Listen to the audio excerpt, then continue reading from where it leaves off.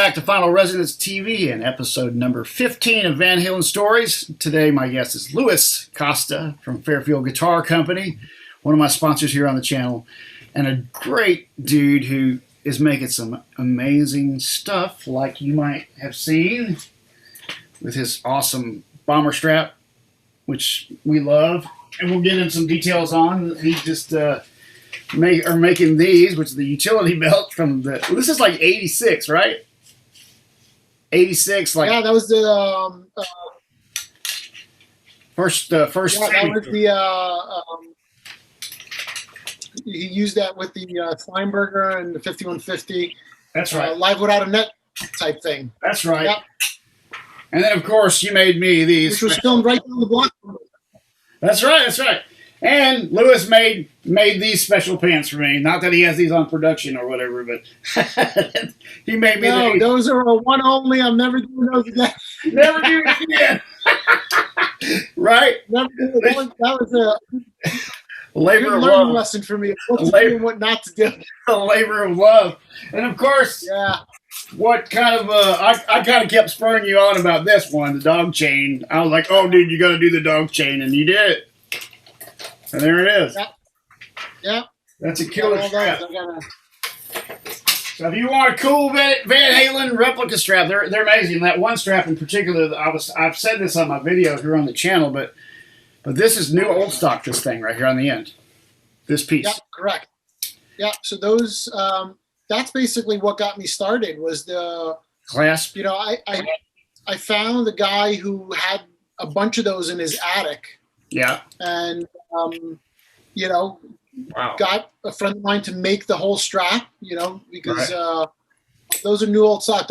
They were produced like 70, 80 years ago by the U.S. government for World War II planes, the bombers on the planes, and they just ended up as, you know, new old stock somewhere in a box somewhere. So the webbing is new, but the buckle is 70, 80 years old for sure. Yeah. When I saw that was new old stock, I was like, yeah, man, you're like me. You're digging up some bones, man. Going looking for some bones, finding bones wherever they're at. You know, it was just an opportunity that came up that, you know, I made a couple for friends, and then it just snowballed from there, and people just kept on asking me for them. And you know, I never expected it to be as big as it was. I was just making them for, you know, a couple of, you know, Van Halen nerds. Mm-hmm. And it's till today, it's still my best selling strap. Yeah, the bomber strap is it's you know, it's in all those iconic Lozauer pictures, and you know, with the shark and yeah, he used it a lot actually with the white and black too. Used it with the white and black. That's right. He used it with that. He used it with I think it's called the Megazone. Yeah, the Megazone. Yeah, he used it with that, and he used it with the dragon. He actually used it backwards with the dragon. He hooked the latch on the back, and the leather part was in the front part. Have you seen the Charvel Gang documentary? I have. Yes, I did. Did you see Wayne Charvel's son's Megazone? Very interesting. Yeah. And I was just up at Rob Johnson's house, and he's got one up there too. Yeah, I know. Rob's got so many guitars, dude. He's a freaky that way. Hey, you know what?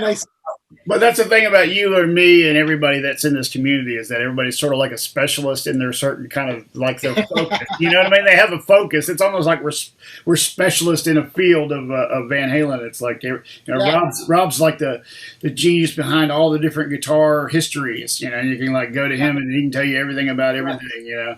And there's other guys like that, like Jim Gostad. I don't know if you've seen Jim's videos, but he's doing all the sound videos. And Jim, you know, he just burst onto the scene too with like you did. You know, just all of a sudden he had all these great videos that were so in depth about all that. And I think Jim is going to be on here at some point. But yeah. It was like everybody's a specialist. You know, my specialist. I'm not sure what my specialty is. I think my specialty is trying to find unknown details. That's my thing. Like, it wouldn't matter what it is, whether it's going to be about a clothing piece or something in the history of Van Halen or you know, or just more about Eddie in general, you know. So when you go back with Eddie and Van Halen, kind of, I don't know if you really expanded on this with me or not, but where did the Eddie thing start for you?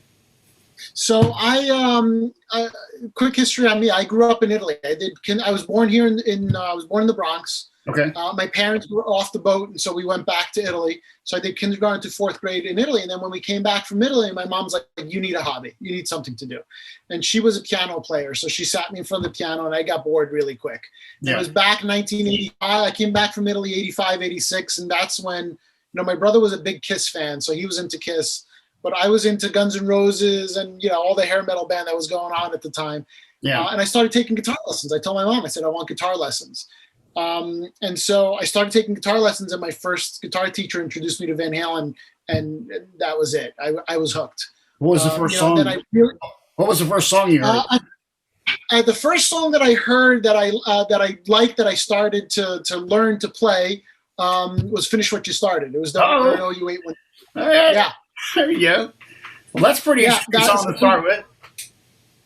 In fact, I was more of a Sammy guy because I grew up during the Sammy era. And then I remember when Foreign Law for Carnal Knowledge hit, I was drinking the Kool-Aid at that point. I was like, this is it. I love it. And so I got into him more during that period than the OU 812. Mm-hmm. And so Foreign Law for Carnal Knowledge, and then it just snowballed from there. Then, you just, once you learn one album and you go learn another, and then I went backwards. I didn't go forwards. I went backwards. People do that. I did it too, man. Actually, it was, I saw the Unchained video.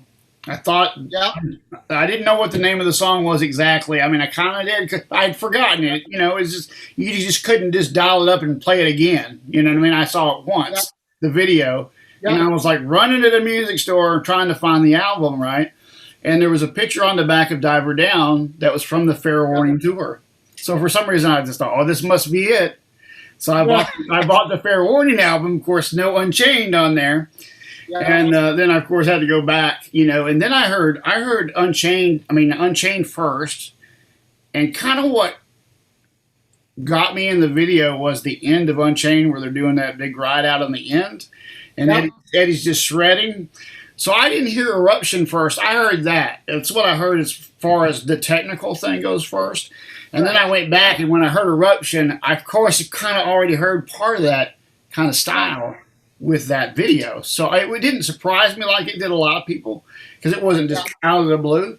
But Unchained was out of the blue, and the video was out of the blue. So, I went backwards through the whole catalog, bought everything, and then caught back up. And then, of course, when the Sammy era hit, I was, 88. So that was Monsters of Rock tour that I saw.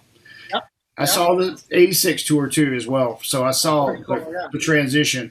And it was cool to, what I said to somebody recently about Sammy was that, there's that big divide a lot of times between some of the sides of who loves Dave or Sammy, but, obviously, but Sammy sort of gave them I don't know how, if just say if Roth stayed around, say they didn't have that big falling out. Okay. I agree with you. Yeah. How is that going to translate to the next 10 years? I don't know whether it could have. It could have. Yeah. It'd have been nice if they could have done 10 more albums as good as the first, 6. Yeah, you're right. But I don't know. I don't know whether Eddie was ready. He tapped out there, or Roth was maybe. I think it gave him a platform for somebody like me that was. I feel like if I would have jumped onto the Dave train, if Dave would have continued, I would have just been grabbing it like halfway through, where Sammy was like a fresh start for me. It was, and I definitely feel there's a difference. The music's different, all of a sudden keyboards are heavily in, and I was listening to a lot of Rush at that time too. So there was like Subdivisions and all those cool songs and all these, keyboards as part of the mix. Sure. I think that's what got to me. And then eventually I went back. But at that time, I was also listening to a lot of like White Lion. And that really, tied back to Eddie a lot for me. Sure. And I remember as a kid being like, I can play Eddie, but I can't play White Lion because just Vito Bratta was like so like melodic with his lines, different than Eddie, that I was like, I can't do Vito Bratta, but I could do a little bit of Eddie, so let me stick with Eddie. Isn't that funny? Because it's really, when I went back as a kid, probably the first riff I learned from Van Halen was Ain't Talking About Love. I just loved the way the staccato kind of palm muted thing, and that's such a big part of his style in general. So I learned that, but then as I got into the tribute thing and I had to go deeper, with the songs, I realized how little I actually knew about Eddie Van Halen's playing. Like it's when not easy stuff.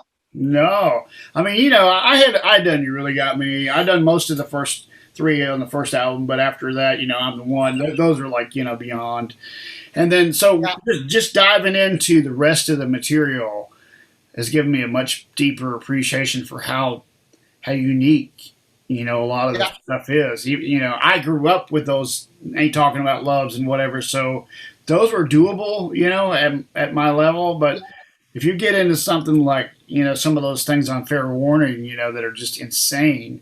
To this day, I don't know how.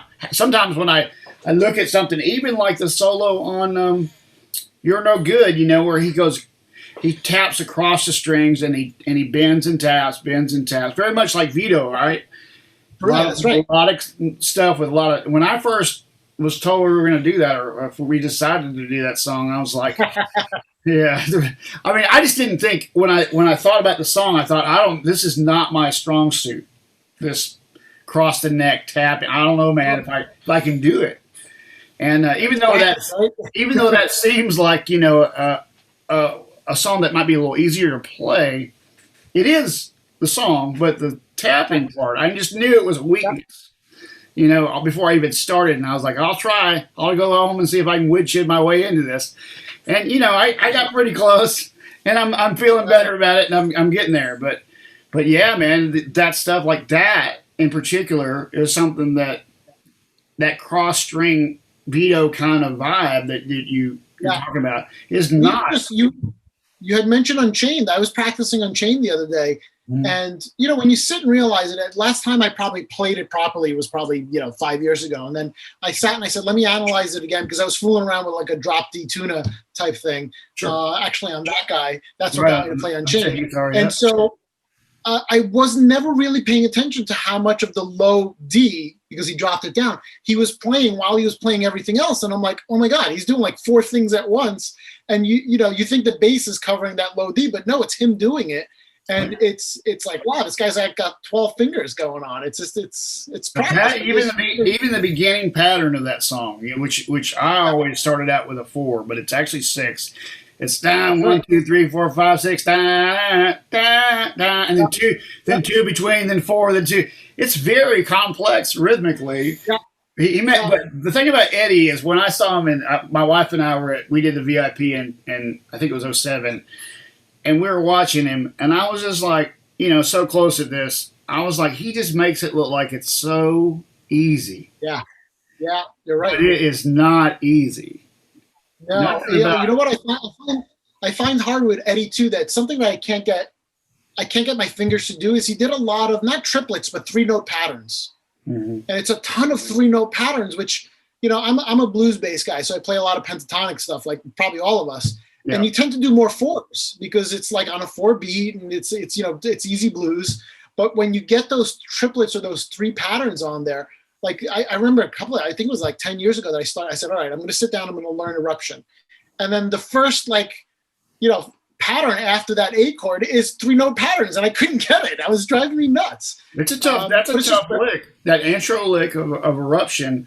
I mean, I've been watching people, and part of this learning a song or learning a thing like Eruption is getting it absorbed in your own head before you even pick the guitar up. You gotta almost go, okay, I really see what he's doing in this section, and then you kind of go execute it.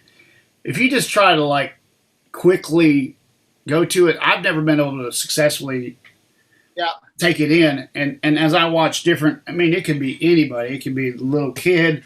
It could be, Frankie, or it be any of these guys, or Caleb or whoever. I watch every one of them and how they interpret every part of that solo, and Eddie did it different than the record, Correct. I saw CeCe DeVille do it the other day, and he had his own little take on it as well. Sure, and it's very hard, except for maybe Jacob DeRaps, who can pretty much nail any of that. To do him like the way that he did it. It just, you can do your version of him. You know what I mean? And that's kind of what I've kind of decided to do with Eruption. Sort of, what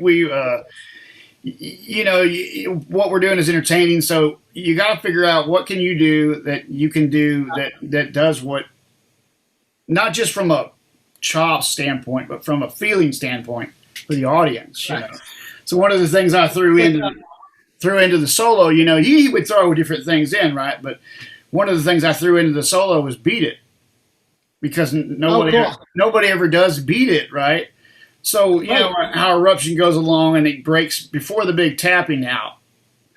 Yeah, there's a moment where as he's descending, well, the band kicks in the Eruption and I do the Eruption solo.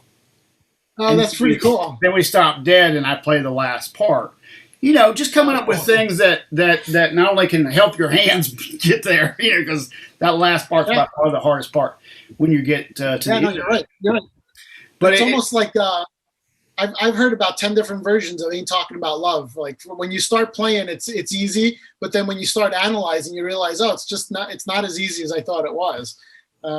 There's a lot in there that sounds, and we did it with everything. When you're younger playing guitar and you don't realize music theory or you don't realize how somebody's fingers work, you're like, all right, it's close enough. Sure. But, yeah, and the problem with the tribute band is you have to be closer than Eddie Van Halen. Like on Eruption, for instance, people are going to expect you to do, I think they expect you to do the record solo. Now, not most people in the audience know what that is, per se. They're probably happy with an amalgam, right? But you're going to be the guitar players when you put that on video. They're going to be like, nope. You didn't get it, bro. Sorry. All right. And you feel so bad, I was talking to Caleb last week about that strap you just showed, the utility belt. Yeah. I was actually with Rob, and we called him, and we're like, how many people are really going to know what that is? And he goes, probably 3 people in the audience. And so it's like, you got to get that the people that are going to understand what's going on. True, and that's the thing about your products, though, man. And I just think it's, you said nerds earlier, and that, we are nerds, and but it takes nerds to like really shine a light on the genius behind something. Like that's one of the things that you're doing and I'm doing, and everybody that's a nerd about Van Halen's doing. They're sharing that. The greatness of this person, this band. Correct. And we're continuing to push forward that history. Yeah. Well, listen, I do it more. I was telling somebody a story the other day where my son came home from art class last week, and he brought home his artwork, and he did a Van Halen red, white, and stripe. He did it on a seashell, but I'm like, wow, it's rubbing off on him, all the stuff that I'm doing. All these magazines over here, and so that's the part I'm proud of, is that he's going to know, he's going to pass that, and he's going to be passing that forward too. That's the thing, of passing that forward down the line. Absolutely, and it's for me. I love the part of researching the little, like we were talking before, of researching the little details, and finding something new and finding something different. And we were talking about this before. I'm playing with it while I'm sitting here. Right. The blue Borns pot, and it's funny because Phil X ended up texting me. Yeah. And he said, "How do you know that stayed on the guitar?" And I said, "I don't." I said, "The only thing I have is one picture from March 30th on Madison Square Garden where you can see the inside." And he bashed it. He goes, I was on tour with Bon Jovi in 2016, and he said, I went through about one of these a month. And I said, well, you're a little harder in your guitars than most of us are. Right. And he was like, how do you know that it wasn't just a one night thing that Eddie did? And I said, nobody knows. I've spoken to some people who know Eddie, and they were like, I don't think I've ever seen the cover off the back of the 5150 to tell you what's in there. I'm sure it's been changed since then. But it was, for me, when I saw this blue little thing on the back of that guitar, I freaked out. I was like, oh my God, I know exactly what that is. And just to bring it to the, again, I'm not looking to sell a ton of these. I'm looking just to have a little bit of fun for something that I found that, might bring some happiness to us nerds. Sure. Well, yeah, man. I mean, everything that you do is really all the cool things you do, man. The bumblebee strap, all the other things that you passed on, to going through different iterations of these small little details that like you said, when the bomber, you had the bomber, man. Everybody was like, "Oh my!" When I saw it, I was like, "Oh my God, there's a source." Yeah.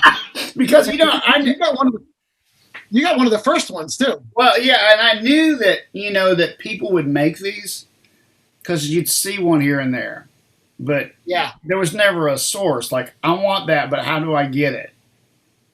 Correct. Yeah, there was a bunch on eBay. They were going for a ton of money because they were the original strap. They were the straps that were used during World War II.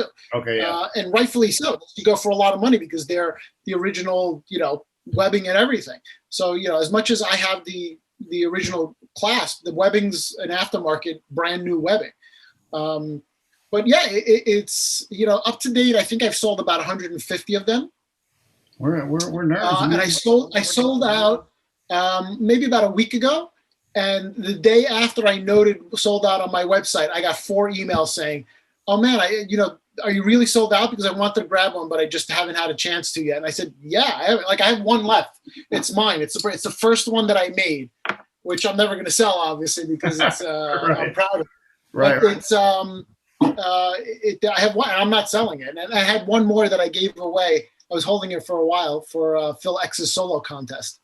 So when I said, I'll give one up for the solo contest, and he finally, announced the winner, and I shipped it off to Greece last week to the winner up in Greece. So, wow. I'm wondering whether I should go forward with it or not, because I don't want to beat a dead horse. It's something I did. I'm something I'm proud of. There's a couple more buckles left out there, but I think for me, maybe it's time to move on to something else and do something different. So, you want to talk about that? So what I've been researching is I have a little sample here that I've been working on. I'm obviously a big Sambora fan, and there's a picture of him wearing a strap like this. It's the conscious strap. Yeah, and so I'm working on this. I'm working on a George Lynch strap. So the fun part about these straps is I'm working with the person or the artist who made them for Lynch and Sambora. Okay. So it's not like I'm copying them. I'm going to get them directly from the source. We're tweaking a couple little things to make them a little bit more user-friendly. Obviously Sambora had it made for himself, but there's some things that need to, just like Eddie. Eddie made things for himself, but I needed to figure out how do I make this adjustable for, if you wear your guitar lower and I wear it higher. Eddie just made one length because that's what he wanted. Right. So there's a couple of challenges there, but they're not anything extremely difficult. So those are the two things. And then I also wanted to try to get away from straps. I'm being known as the strap guy, but nothing wrong with that. But I got a strap for you. You ready? Uh-oh, what's next? Tell me. These are out there, I think, a little bit. But you said George Lynch. This is why I thought of it. Yeah. George Lynch has one. But it's the Randy Rhoads strap. The one. Yes. What? I didn't pursue that because there's somebody already making it. Yeah, that's true. And I don't want to step on somebody else's parade, and I know there's real Python. If you're talking about the Python one, no, I'm actually talking about the metallic one with the metal. Okay. Yeah. Yes. I think he does both, though, right? Yeah. I think he does both of those. Yeah, there's somebody out there doing them. I just bought my first strap in like 5 years, and it's I bought the David Gilmour strap with the X's on it. Mm-hmm. Cool. I was going to make it, and I'm like, this guy's making it. Let me support him a little bit. So I ended up buying a strap. That's cool, though. That's cool that people are going out there and reproducing things. We had talked about a lot of different things that we could, that we're brainstorming about reproductions of, things like we were talking about a shirt one time, and like some of these vintage shirts that people want, like the No Bozos shirt or whatever. Those are out there too. And there's I just bought this one. Yeah. Somebody looked at me the other day and they were like, I've never seen that logo. And I think this is the 76 logo. It's before even, before the other one. Yeah. Before the Mark Stone one. Yeah. And so I bought this online the other day, but, it's a matter about sharing the love and just keeping it going. Yeah. It's just about the fun, man. Van Halen was all about the fun, that people don't really realize how much fun the band was. It's Phil X. You're talking about Phil, and he got all interested in your stuff. Tell me how that all came about with Phil.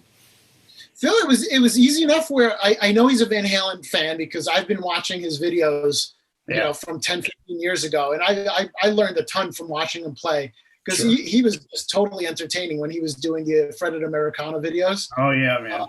There's a video of him where he's playing like a double neck bass and guitar and he's singing at the same time.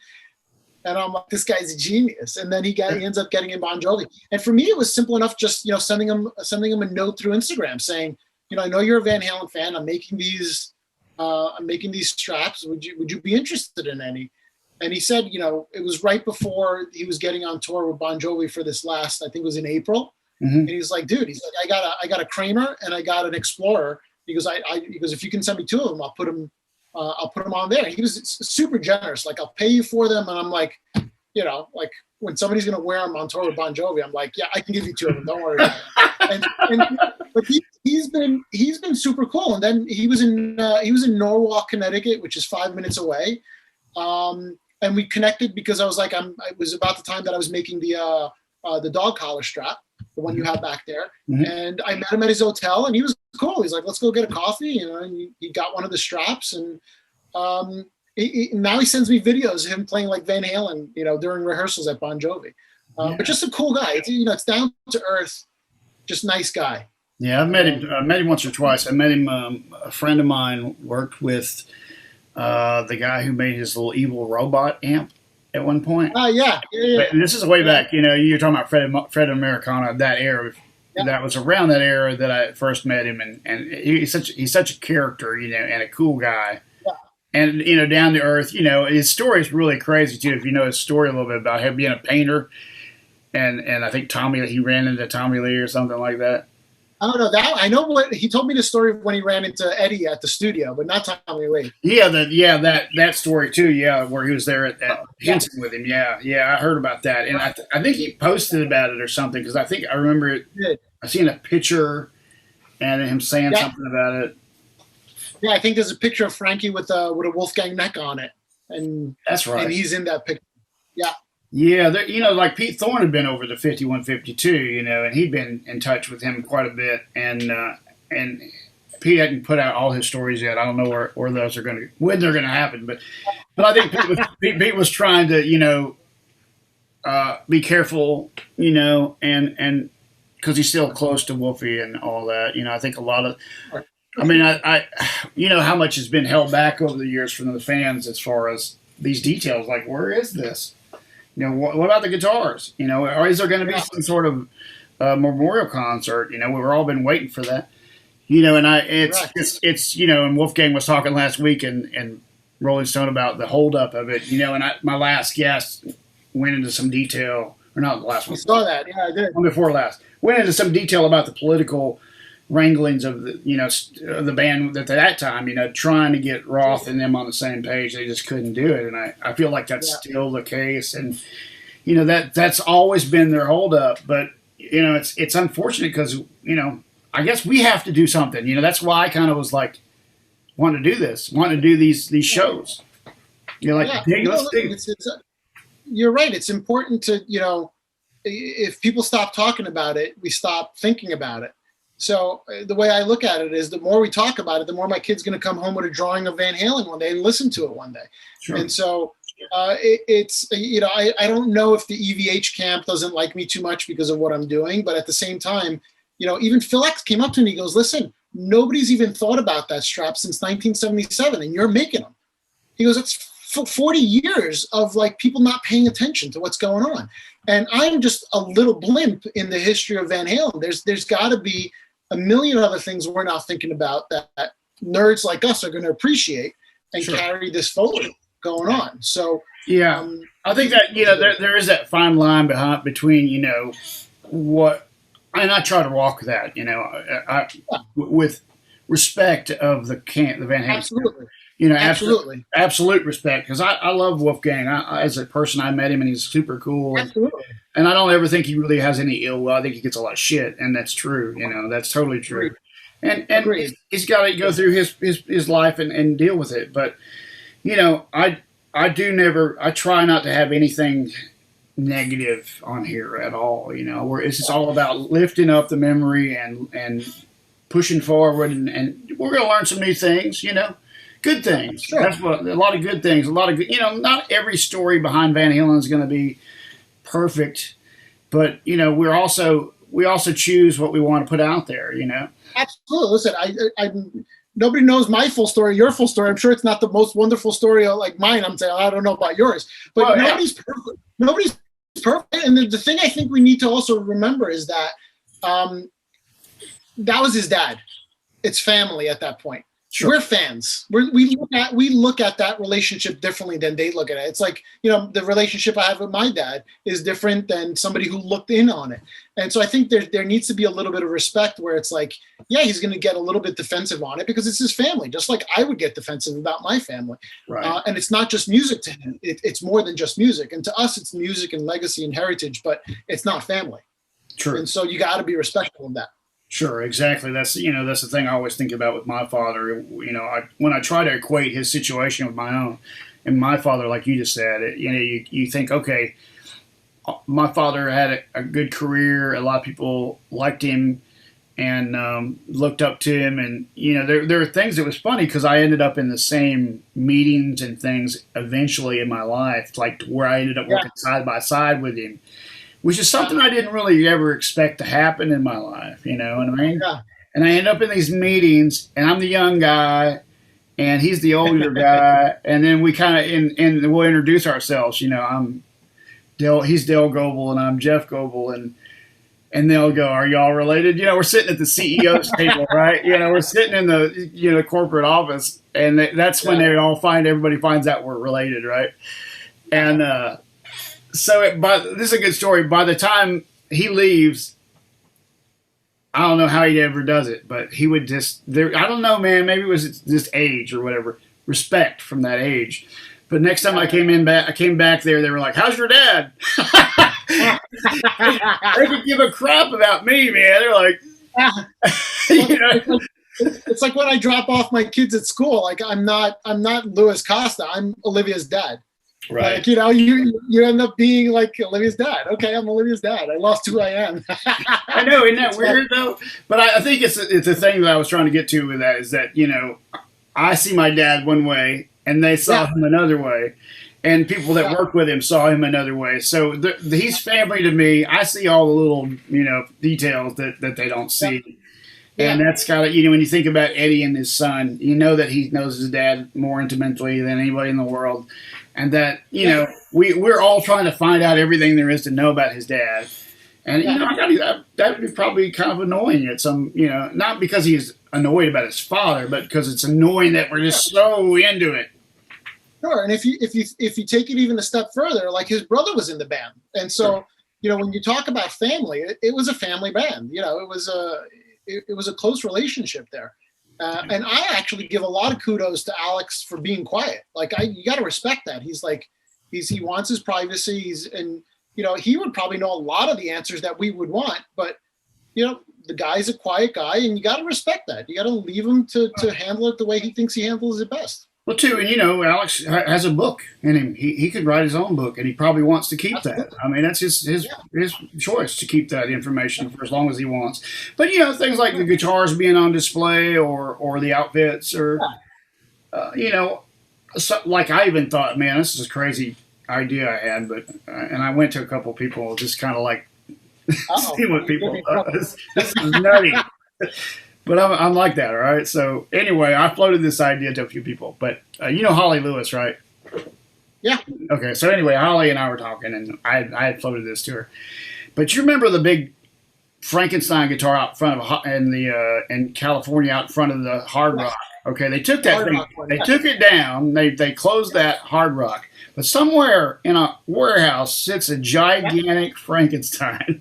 You're right. And I don't know where it is, but I kind of feel like it should be repurposed and put somewhere appropriate. Agreed. There was a bar too. There was a 5150 bar or a guitar that looked like a 5150 stripe that I was always wondered where that went. Wow. Yeah, you know. You see the picture of the bar? Yeah. It's in the Hard Rock. It's in one of the Hard Rocks. Yeah. Yeah, and I was like, that thing was really cool, and I've been there like 3 times, and Eddie didn't even been there. There's pictures of him there. No, there's a picture of Eddie in front of it. In front of it, yeah. So yeah, I always just thought, wow, somewhere that awesome piece is sitting and it's not being used, and I like wonder if we could like. If I had to take a guess, I bet you Joe Bonamassa has it. He's got all that. He's hiding it. There was a story about, I don't know, I don't know the dates of when they took down Manny's near New York City. Yeah. And I've shopped in Manny's when I was younger. 48th Street was like the street to get guitars back in the day. Like ESP had a store there, and everybody was on 48th Street. And I remember a couple of years back walking by and seeing the Manny sign and seeing that there was a front that they were going to tear down the building. Mm-hmm. And I said to myself, well, that clock and that Manny sign, wonder what they're going to do. I hope nobody trashes it. And then like 2 months later, I end up finding out that Joe Bonamassa bought it and like restored it. And it's in some museum, probably down by you somewhere. It's in... it was in Chattanooga for a while, probably. That's right. It's in Chattanooga. And I was like, I bet you he has the Eddie Van Halen Frankenstein. I bet you anything. Right. He might have that or one of those graveyards in Las Vegas. Did you hear that, Craig and I were talking about on a few episodes back about the backdrops from the 81 tour, they had the 2 backdrops. Craig thinks he knows where they're at. You mean the V that was installed incorrectly? No, the actual backdrops from the city backdrops on the Fair Warning tour. Oh yeah. And there's one with a destroyed city, and there's one with the city. Oh, wow. Oh, cool. And there's really no pictures, or very few pictures of the destroyed city. You can kind of see it sometimes, and it's in this one video that's out there from Memphis. But it's real hard to see. But yeah, man, he thinks he knows where they're at. I said, you find out where they're at, and I'm coming to see them with you, bro. I'll fly to California just to go to the. That's pretty cool. I mean, that's nerdy, right? I'll get on an airplane and fly across the country just to see a couple of backdrops. But for us, that's important. It's part of growing up. It's part of our culture. It's those are things that should be kept. Like I always think one of the greatest concerts that I remember going to was Rush Presto. Mm-hmm. And during Rush Presto, there's these 2 bunnies that popped out on the side of the stage, and I don't know why. Every once in a while, I'll have a dream about me like buying those bunnies or finding them somewhere, and it goes back to like the mid to late 90s. And I'm like, why am I still thinking of those stupid little bunnies that popped out of the Presto? And I have a picture on my phone still that I keep that my brother took. That's funny though. These special ones. You were saying that, what was funny was I was watching Pawn Stars, and they had one of the set pieces from Willy Wonka and the Chocolate Factory. Oh wow! Actually, one of the pieces from the movie, and he bought it, and it was like some ridiculous number that he bought it for. But yeah, and it was just really connects to your childhood. It's like Evel Knievel and all of that. Did you ever see that guitar? Did you ever? Which one? My tribute to Evel Knievel. No, I haven't. Oh, look at that! That's so cool. I made that. That is so cool. Be fearless, be evil. What is it, an Ibanez? This is actually a BC Rich Chinese. Oh, cool. Okay, yeah. I see I put all this bling on the top of it. Well, that's pretty cool. I like that. I made it all sparkly. It's a cheap one, but I thought about that. Thought about him and that strap, because you can find that strap pretty easy. And he was such a big hero of ours in the 70s, like Kiss was, and they're so iconic, and such a thing that we grew up with. And it's like all these backdrops and things you're talking about. Are these pants, man, or any of this stuff? It's so cool to be able to, like the guitars. When I went to see the thing in New York City, with the Van Halen guitar there, Frankenstein. Of course, I went for that, but when I got there, of course, Jimmy Page had like the biggest amount of gear in there. And one of the things, or 2 of the things that I grew up watching when I was a kid were the Dragon Suit. Yeah. And the double neck. Yeah. What song remains the same when I was a kid, man, with my friends. And this is, I guess VHS at the time, right when they had it. And it was one of the first things that we could replay over and over. Yeah. And so I would that was such a cool exhibit because other than the Eddie thing, they had they had Hendrix's V in there. They had Stevie Ray Vaughan. Like they had a bunch of stuff that if you're, just passionate about music in general, like I think they had to kick me out of there. Like I went one day, I stared at the Frankenstein for like an hour and somebody was like, you got to move along. They really did a great job of putting some really detailed, like there was a Clapton Strat in there. There was some Beatles stuff. There was like, the first Tele Esquire on there. There's a bunch of cool things on there that really, really blew my mind. Mind blowing, history, history, like I would love to see all of the Van Halen gear and outfits. Yeah, yeah, you're right. Even though they had the stage like replica gear they did that day or that thing, which was really cool to see all that. To see, even though it wasn't necessarily all of the real stuff. Yeah. You want to know where the Ronaldo socks are? Yeah, right. I want to know where that is, and I want to know about the necklace. Like who came up with the idea? I know it came out in '80 at least in the tour books. It was for sale in '80. I got one in '84 originally. Oh, okay, cool. Mine broke in half, but I've been like obsessed with getting a high quality version of it because I'd love to have something that's good. Like good quality that I won't tear up. I got this one on Etsy from Spain, of all places. You got that big one too, though, don't you? That one, we made that we made that thing out of 3D printed. That's cool. There it is. There you go. There it is. The biggest Van Halen necklace. Next thing you got to make the Van Halen guitar. Wasn't there a guitar in that shape as well? Yeah, right. Grover Jackson made one. Yeah, he did. Yeah, I remember that. I think that might have been one of the peace offerings that he tried to fix the whole Bumblebee thing over. Right. I'm not sure. I think that was a peace offering, and I think that he gave him a bunch of those black and yellows. I ran into one of those guitars here in town. Oh, you did? Somebody goes, I've got all these road cases. You want them? And I'm like, yeah. Well, come over here and get them. Big road cases, right? So, actually a refrigerator rack like Steve Lukather used to carry around. Shock rack. They're going to give it to me, and I could not say no. So I went over there, and the dude starts whipping out all these really crazy guitars. And one of them was the Charvel in black and yellow, the original version. Oh, wow.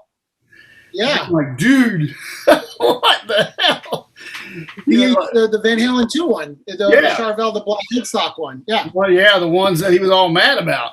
And this is one of those few. And then there was a Steinberger in that bunch, like the GL2, the Vito guitar.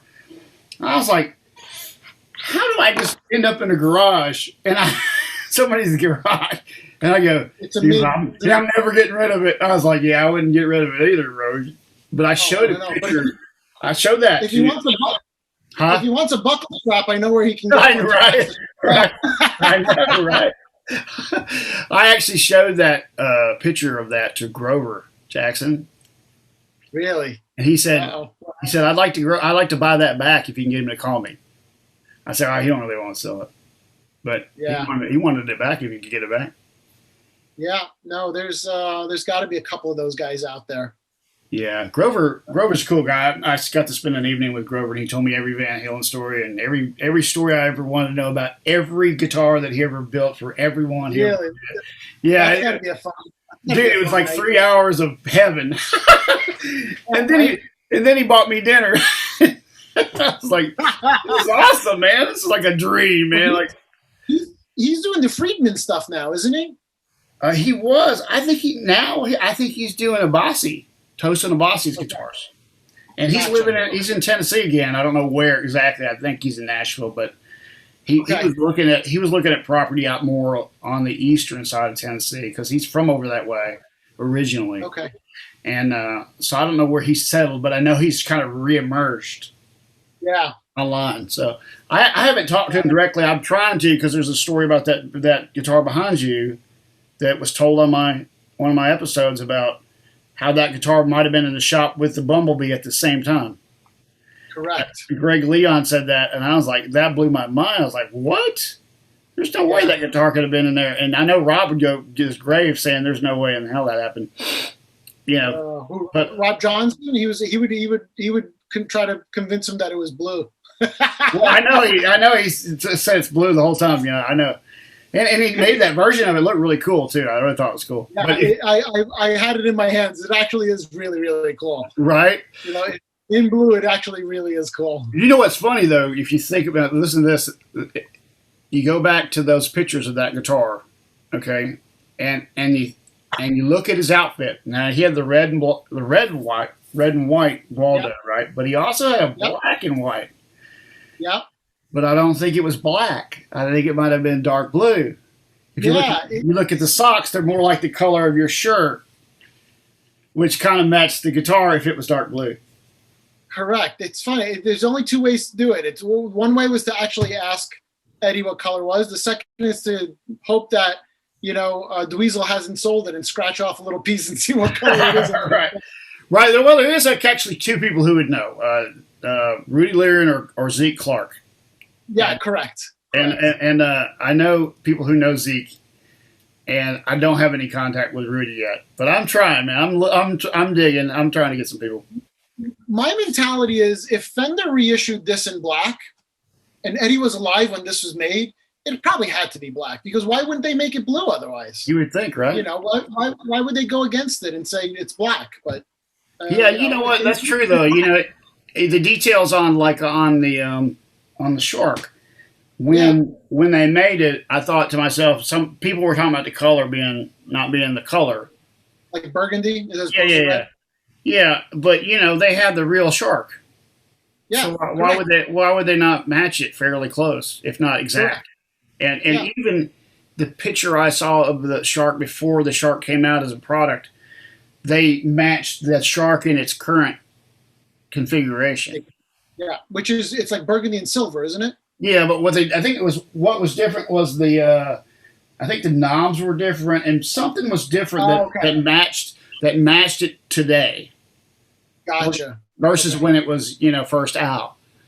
In the different interpretations of it. Like a couple of things had been changed, right? And of course they made it so it's not cutting off the pickup. It's actually switching to it. So, but yeah, I think they took a little license here and there to upgrade, and then they have, they got the new replica coming out of this one, and they put a 22 fret neck on it with adjustable truss rod. They've done some things to make it more playable. Yeah, it's true. It's true. Yeah. A lot of people are going to cry and whine about that because it's not the replica, but I think that thing about like that guitar, the guitars that they're making with the Shark or whatever, I don't, they will make those for a while, but I don't know that they'll be made forever, and then they'll become collectible.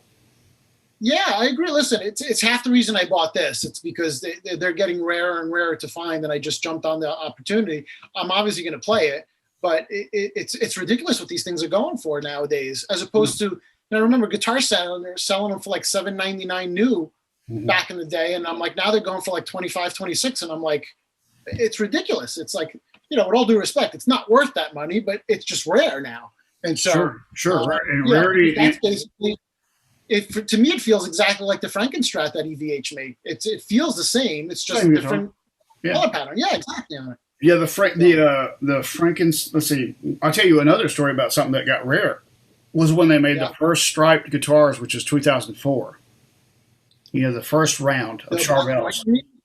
Huh? Oh, the Charvel ones. Yeah, the first Charvel ones they made that were striped. Those were really accurate on the striping. They didn't do any changes on the striping. It was pretty much dead on. And then those were. They were 18 maybe back then, maybe. Yeah, it's about 18. And I bought one and a Les Paul the same day because I got a big commission check from work. Like one of the other crazy days that I spent too much money on guitars. Sounds like a wonderful day to me. I'm going to blow this money today. So I bought this Les Paul Standard and that original or Charvel Art Series before he played any on stage. Before he did any of those. But, and those things are $4,000. Yeah. Because they were listen, I'm blown away by the Music Mans. Those things skyrocketed after his death. Those things are like $7,000-8,000 now. And I'm like, holy God. Like, I used to own two of them at one time. And I'm like, wow, I could send my kid to college if I had one.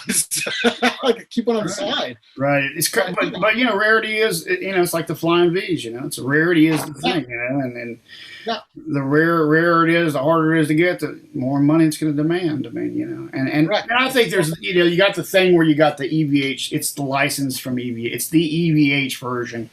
No matter whether it's the hockey stick deck like the original, you know, the hardcore people that like me or that built my own, that's great. You know, build your own.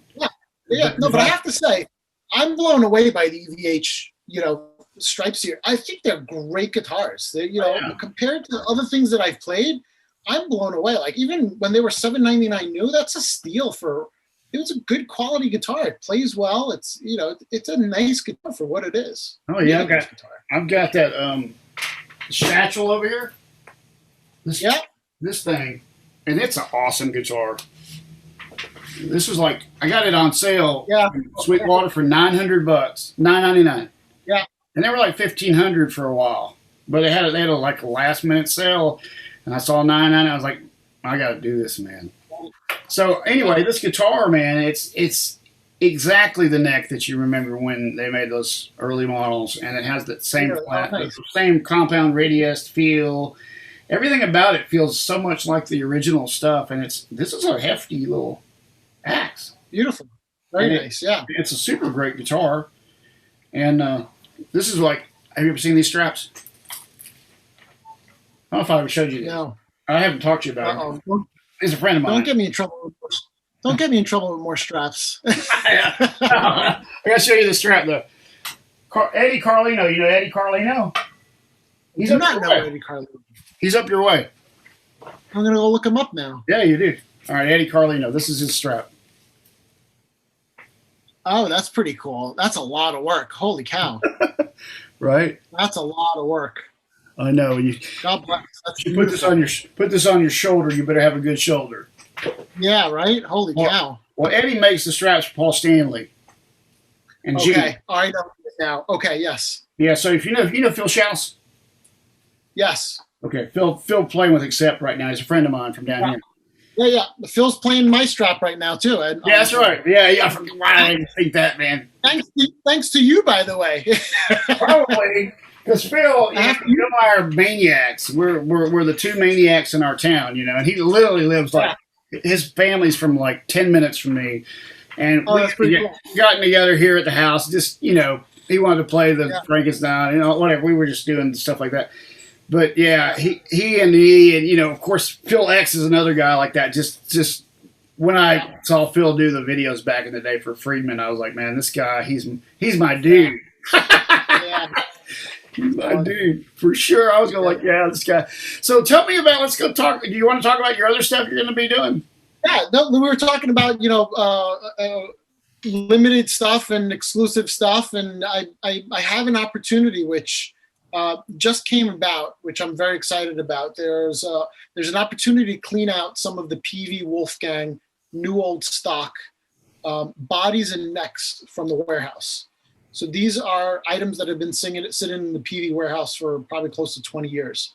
I think I'm going to grab a bunch of necks, you know, work on them to make them playable. So flatten the frets or roll the edges, probably, you know, tongue oil them and do a wax seal on them, almost like a, you know, Music Man type thing, and just get the best of the best that's there, and try to get those out in the market. You know, try to get a couple of bodies and necks together to make something different.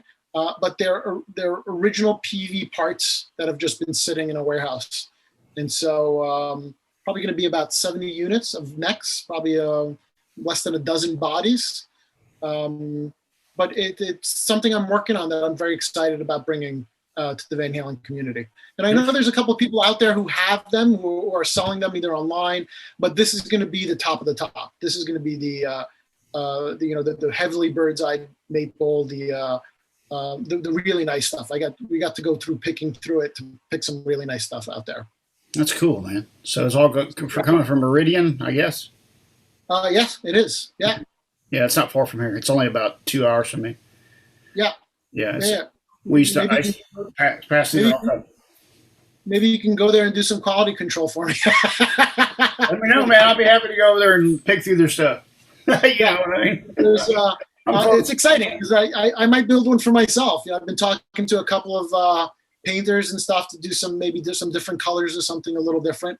But I'm excited about it. It's I'm in the process of doing it at the moment. So could be soon, could be a little later, but it's definitely something in the works. Well, I like what you're doing, though. I like that you're kind of fulfilling the taste for certain things that we wanted, like the straps, and then you're kind of moving on to new things that we might have a taste for as well. Yeah, listen, I was mentioning on a previous podcast that I don't want to rely on Eddie for everything. I want to be able to use him as a jumping board to doing other things. Mm-hmm. But hence the reason for I don't think I want to make any more of the bomber straps. Is like I've been there, I've done that. I don't want to abuse that privilege of having that opportunity by just concentrating on it. I want to be able to move on to some other things and offer some different things. It's I don't think it's the right thing to lean on Eddie to have all my success. And I'm grateful for the little success that's come my way, but it's inevitable that the Eddie things come my way, just like the Wolfgang next. It's like the opportunity comes up, and you're like, should I take it? Should I not take it? And I'd be stupid not to, But if it doesn't end up in my hands, it will end up in somebody else's hands eventually. So might as well take it. But again, it's another Eddie thing, which I'm thrilled about. But I'm also a Gilmore fan. I'm a Richie Sambora fan. I'm a Alex Lifeson fan, and there's other passions to me, but I have this opportunity. I think I'm going to stick with it without, getting, like we were talking before, without being disrespectful and trying to abuse the privilege that's come my way. Yeah, I think with the show and all that too. That's exactly how I view it. It's like there's I don't know what the shelf life of it is. I'm just going to roll with it and see, what comes my way. A lot of times people just come my way. They're sent to me or the opportunity pops up and I'm interested in hearing their story. And a lot of these people, they're not Phil X's or whatever, but they're people who had very close contact and had opportunities and stories that their own story is interesting as any story that's out there. How to go from being a kid that really didn't have any chance of being in the presence of him, and then to become a friend of his. It's just an astronomical odds to happen. Yeah. It was astronomical that I even met him myself at all, because it just took years and years of just, following this path until it happened. But yeah, man, and I think I just want to spread that goodwill, that. And you did this too, I know you, and I don't know if you care if I even talk about it, but there were some charitable components to what you did early on, especially, and then I kind of took a cue from that. I think that I don't really want to handle any money per se, but I do want to try to help his charity that he wanted to help. Absolutely. Yeah, you're referring to when I started selling the bomber straps. Yeah. Because it was an opportunity. Listen, I have a day job. This is the passion that I do on the side. Yeah. And I felt guilty about, having this opportunity and also having an opportunity to give back. So my dad died of cancer. Eddie died of cancer. It was always something that I was always passionate about. And so, the first batch of straps, I gave a portion to the American Cancer Society. Yeah.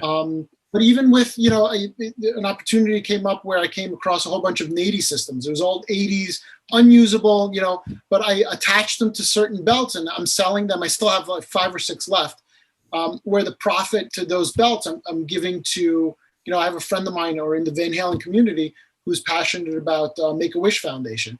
So I said, you know what, we'll sell them for $100 add-on. I know it's a lot of money, but it's a good cause. And if we can give back, I'm more than happy to. It's just, those belts cost me something and I'm willing to give it, pay it forward to give it to something else. But I think it's important to do that when you get presented opportunities, especially like myself. Sure. Yeah. I'm not making a living doing this, but there's an opportunity to help other people. Yeah, I think that there's a big I think there's a big misconception that there's some kind of huge profit happening at any point. And like with me, dude, I there's no profit. Yeah, I'm doing this. I'm doing this because I love it, and I'm doing it. Yeah, correct. And I'm trying to put on the. Lately I've been putting on the end to donate to Mr. Holland's Opus. If I can help his charity, and anyone, if anybody feels charitable and wants to donate in Eddie's name, please do, because I'd love I'd love to be the person that reminded you that's out there, and these kids in these schools would love to have instruments, and what Eddie knew, and they needed to have these activities to stay out of trouble. I think when you think back, I think back about my childhood. This inspiration that he gave me when he was on stage, it really did keep me out of trouble. It kept me focused on learning how to play guitar instead of being out there with my buddies doing things like my parents. One time, this is a pretty funny story. My parents, I was probably about 20. We were out somewhere, we were driving, and they go, you really should not be so obsessed with music and this guitar thing. You should have a little bit wider, like, have a little bit more interest. Yeah. Like be a little more wider. And I looked at him and I said, you do realize I could be doing a lot worse stuff than playing guitar, right? Absolutely right. My parents, absolutely right. I go, you're absolutely. I had the same situation. I was. God, sorry. I said, they go, you got a point. And that was the end of that conversation. Right. I think a lot of us were in that boat. Like, I remember being at home playing guitar till 1 a.m. and my mom looking at me like, what are you doing? Don't you want to go out and play in a band? And like, what are you doing? And I'm like, I'm practicing. And I say, I grew up in the Bronx, pretty tough streets around me. And I could have been out like, getting into trouble, but I was home. She was happy. Old school Italian mom was happy that I was in my room, not causing trouble. So yeah, but you're right. It's a beautiful distraction, and you learn one. It's something you can grow with. I'm sure you're probably thinking of it the same way. We're still learning how to play this instrument. Sure. And everything that I do, all of the things I do with my life, it's all started with that guy's inspiration.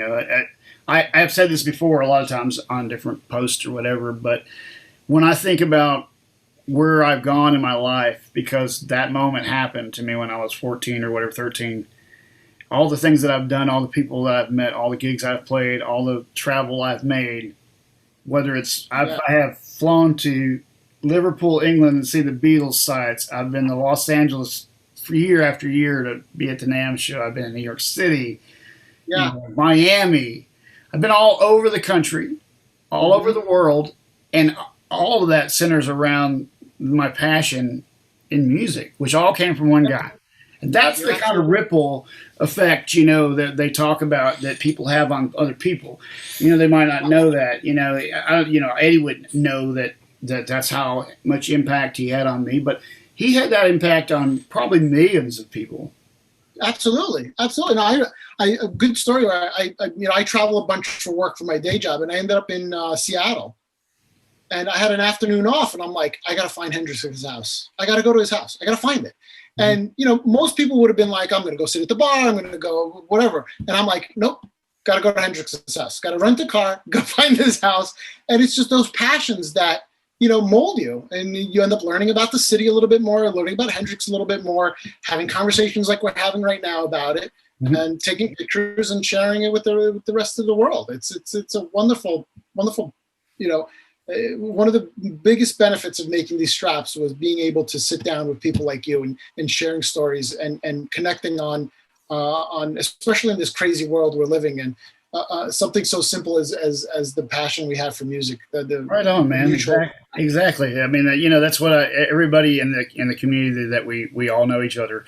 It's an amazing group of people. Like I said, we all have these specialties in what we do, like Caleb and I ran into each other at NAMM just at a freaking getting food, and we were talking Van Halen, and that, we've been friends since.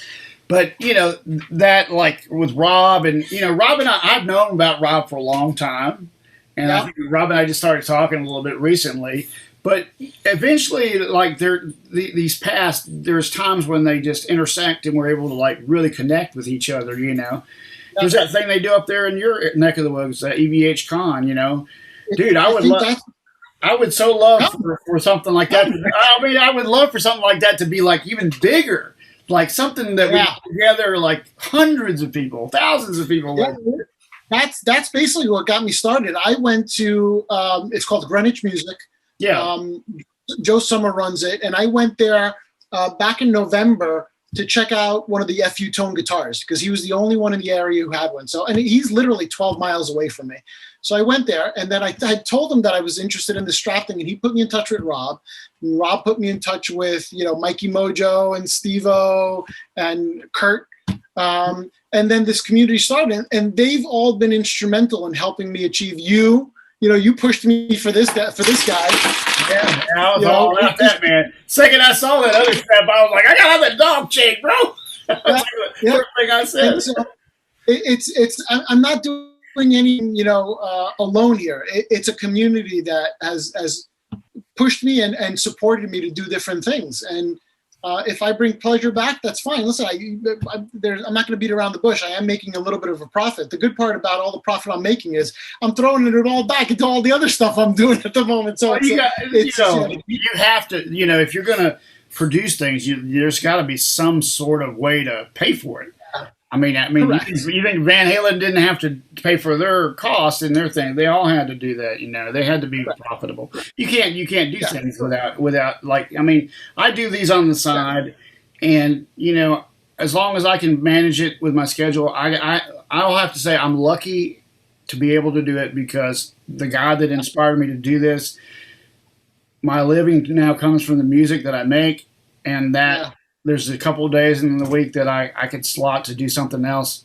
And instead of maybe finishing my album or whatever other project I've got my hands into, I'll do the black and whites, Frankie. Yeah. Sitting in there on the table in there right now. Yeah, whatever. Because there's always something else I'm going to work on, and like last night I was brainstorming all night about how to build a Alex Van Halen 81 kit because we really need I can't build that kit. It's ridiculous, but I can build, a homage to it, or something. And I can paint the black and white. I can do that. But, it's funny because I would never, as a person who got into music, I would have never thought that I would ever sit down and go, I really need to build myself a drum kit. I'm a guitar player. That's hysterical. Right? That's hysterical. It is, but that's what this has done for so many people. Like you said earlier, when you go out to Hendrix's home or whatever, you learn about the city. You learn about other things besides Hendrix, like I did with Pasadena when I went to Pasadena. That's pretty cool. To see all the stuff in Pasadena. What I learned about Pasadena is it's this idyllic town. It's a beautiful place. And you want to kind of like live in their shoes a little bit. Like, what was it like to be Van Halen growing up in this town? And in a way, I've been to Amsterdam as well. So I've been up there where they were from before. Quite a different world between the two. Being a northern city and very different, but cool to be able to kind of like been in both places and to see how their cultures were different, and then be able to walk, not walk, but drive over to David Lee Roth's house and see the disparity in the two homes, like how much different that their financial situation was than Roth's, and to kind of understand the dynamic. Were they close? Oh yeah. Were they like walking distance? Not walking distance, but I'd say a mile. Oh, nice. Okay. Not far, maybe 2 miles, cool. But not far. I might be wrong, but it's not walking distance, but definitely short car ride. Cross town. All right, cool. And the high school, they went to Pasadena High, and then he went to John Muir. What's funny is that area is pretty tight. It's not like gigantic, but we know it for the Rose Parade and all the things that are for for the was it not MIT but the Jet Propulsion Laboratory. Oh, that's there? Oh, cool. I didn't know that. Yeah. So, that all the years of the space stuff is all kind of a lot of it's based there in tech.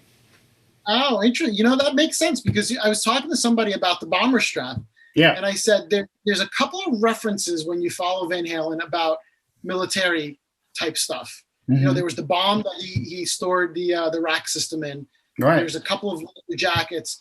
That makes sense now, because I always guessed that there must have been like an army surplus store in the area where you would find a lot of this stuff. Had to been. He, you know, it was funny that he gravitated towards those pieces, like even the car seatbelt thing that we had talked about at one point. You know, because I had said something about that picture of him wearing that in the Van Halen 2 shoot. Didn't you make a few of those? You made a few of those. I still have a couple of them. Yeah, it's actually it's a little bit of a secret, but it's a 1966 Cessna that they came out of. Wow. So you tracked that down. It's a little small. You know what? I told everybody I'm not going to make them anymore. Like, I think I have like 5 or 6 left, because I was bidding against people who rebuild classic planes who wanted the correct buckle for their 1966 Cessna.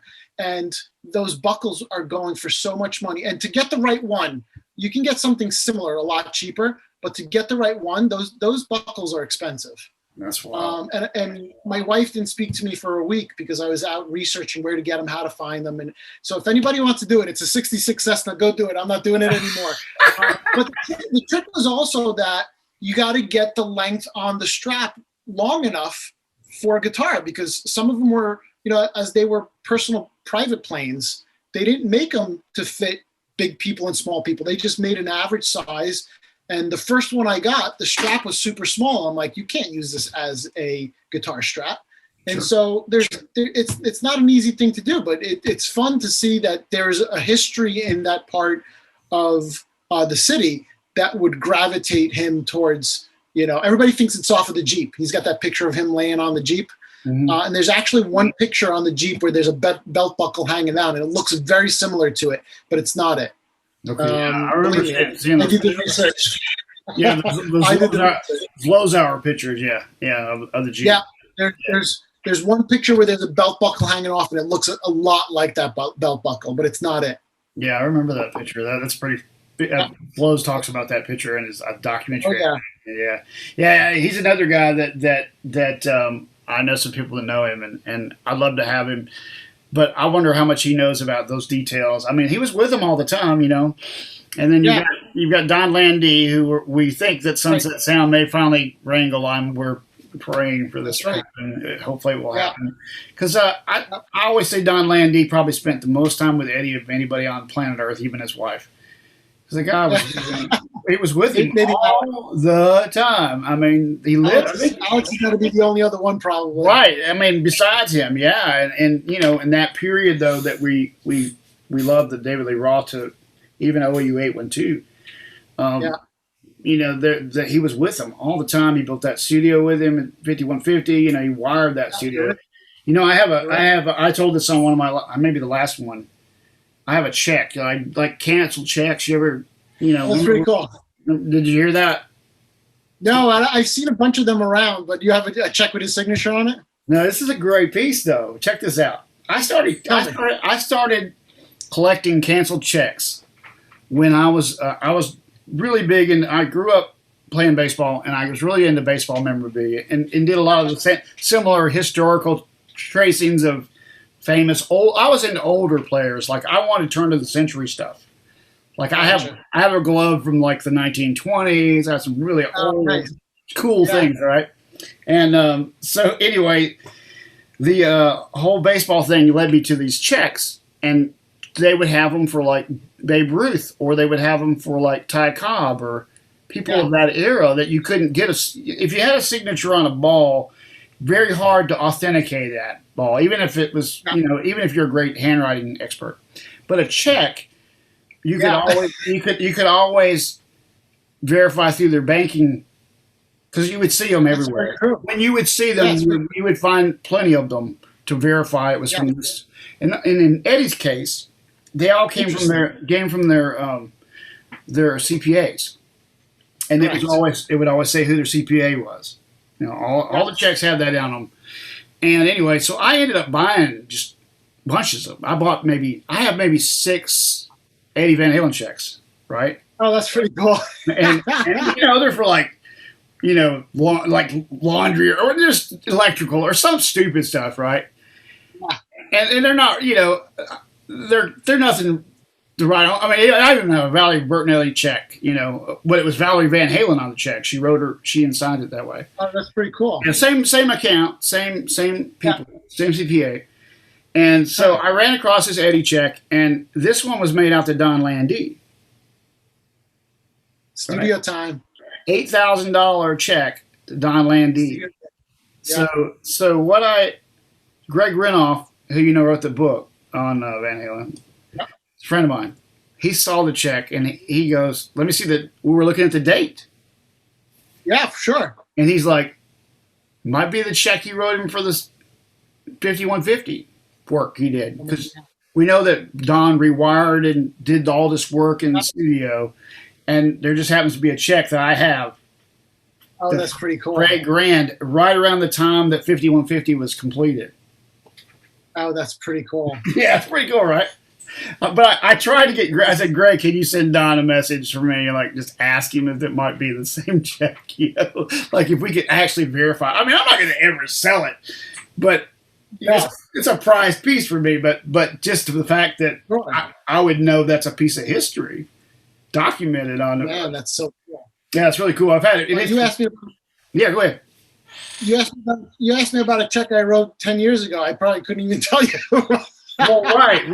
And all these checks, like they'll have like for this or for that, and then okay by okay, and it says okay by Barbara Page, which was like their CPA. I ran across this somewhere else recently, her name, and I was like, "Yep, there it is. There's her name." It was on another document. It's funny. Yeah, and back then, those paper documents are kind of cool because they went away. Absolutely. Yeah, absolutely. It's not like today where you do a wire transfer and nobody even sees it. Right. Or you go to a concert and you don't get Correct. When that started happening, that upset me a lot, actually. I'm like, what do you mean I don't get a ticket? I'm like, I don't want an e-ticket. I want a ticket. Right. I tell you what. The ticket stub thing is funny because like last year we played one of the big venues here in town.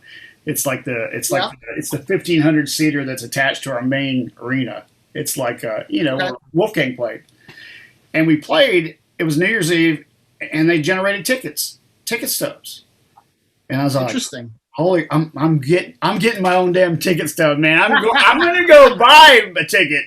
I got a couple friends of mine who didn't care, and they just gave me ticket stub, so I have my own ticket stub. My memory's so horrible that I use them for dating purposes, because if you tell me what was the first Van Halen concert, my memory, I'm not good at that stuff like that. I'm like, I don't know, 86, 87, and then I went to look, it was like 91. And I'm like, okay. So having that stub, and I've only lost one, and I'm looking over there because that's where I keep all my ticket stubs. But right. I've only lost one in my all history, and I can't remember when it was. But I went to see B.B. King. Oh, and wow. I can't find that ticket. I think I was reading his book at the time, and I was using it as a bookmark. Mm-hmm. And I think I gave the book away to my friend, and the ticket stub was in there. And I think that's where it is. But that's the only one. And I'm like, he died a couple of years later, so it must have been 3 or 4 years. But I don't know that. I don't remember the date of when I went to see B.B. King. All right. Well, I bet that was cool. I never saw B.B. Yeah, that was very cool. I remember the concert, which was great. But it reminds me. We were talking about Eddie before and all this history. It's like, it's like my parents' generation listening to Sinatra. Like, he was the guy that everybody listened to and paid attention to, and everybody wants, they go crazy for any story associated to Sinatra, and that's like us. It's like, they were. There's a story in my family of somebody who went to a restaurant and ended up being seated, and Sinatra ended up just showing up, and they were in his seat, and they said, can you please give your seat away, Sinatra? And they were like, of course, yeah, of course. And like, now there's this family history story of we gave our seat to Sinatra, and he threw us a bottle of wine, and like, they're the happiest kids in the world for this story. And it's like us with Eddie. We want to know all these little stories of, I sat in Sinatra's seat and he came, that night unannounced, and gave us a bottle of wine. And I call that serendipity is the word. Is that the right word? Yeah, that's right. So that's amazing though. But all the stories that these people, like these friends of mine now on the channel, have told, I think that's that I love about it, man. It's like, these are amazing stories that happen to people give you hope, that anything could happen. Yeah. Right? That you could be a kid in Minneapolis, St. Paul, like Craig was, chasing down the limousine that Eddie Van Halen was in, and eventually he comes to your studio to hang out with you. That's kind of crazy. I mean, here's a story that you were talking about Hendrix, and I don't know whether I even said this to you before, but over the years, I got to be a little bit more. When I was younger, I didn't appreciate Hendrix. Like out of the gate, I was more like, I don't get him versus Van Halen. It was such a different world, and his tone. For me, Van Halen's sound was like, oh, that's the sound. When I heard Drop D and the distortion, that wasn't common, that common then, and like it is today. But I wasn't attracted to Hendrix's sound because it was more old school. Correct. And so as I grew up, I didn't really get him. But as I got older, of course, I really started to appreciate him as a player and what he brought to the next generation, even to Eddie's generation. Sure. So as I went, of course, things would come up and I'd have an opportunity to go see something or whatever. Of course, I've seen the Hendrix Experience concert once with Zakk Wylde and Satriani and a few people. And then one time they had a little thing, pre-NAMM, I think it was, in summertime, and it was a Hendrix like a tribute concert, kind of like just for the NAMM attendees, in a ballroom, and they had Billy, bass player Billy, his bass player. Oh, Billy Sheehan. No, played with Hendrix, Billy. I'll think of it in a minute. I know you're. Anyway, his original Gypsy's bass player. Yep. And his sister came. Now, his sister runs the entire Hendrix world. She's in charge of everything. Now, his sister's she's not a blood sister. I want to say she's not related through blood, but she is the keeper of his world. And was close with him when she was a child. And there's pictures of her when she was a child with Hendrix. Anyway, I always wondered about Hendrix's legacy and because of the Van Halen thing, I always like, why is it so hard to honor someone of the documentary and tell their story? Why is that such a pain to happen? Yeah. So I was always wondering about why the Hendrix estate wouldn't let them use the music. I wanted to know more about that. I wanted to know all those things. And she was there, and I was seeing if I could get to her, and everybody let out. I kind of chickened out, I was like, I'm not going to bother her. We're walking out, she's right there, but she's, busy. So anyway, serendipity, right? Okay, here we go. Yeah, you bring up another good point that I think as guitarists, I think we're lucky that, I had the same experience as you. I never got into Hendrix when I was younger because I grew up during the Slash era. Slash was the guy when I was growing up. Sure. Like everybody wanted to be him, and so we paid attention there. But then as you get older, and not that I got bored with Guns N' Roses, but you move on and you find something new. And then when you move on, and then I figured about 10 years ago, there wasn't enough music out there to keep me entertained.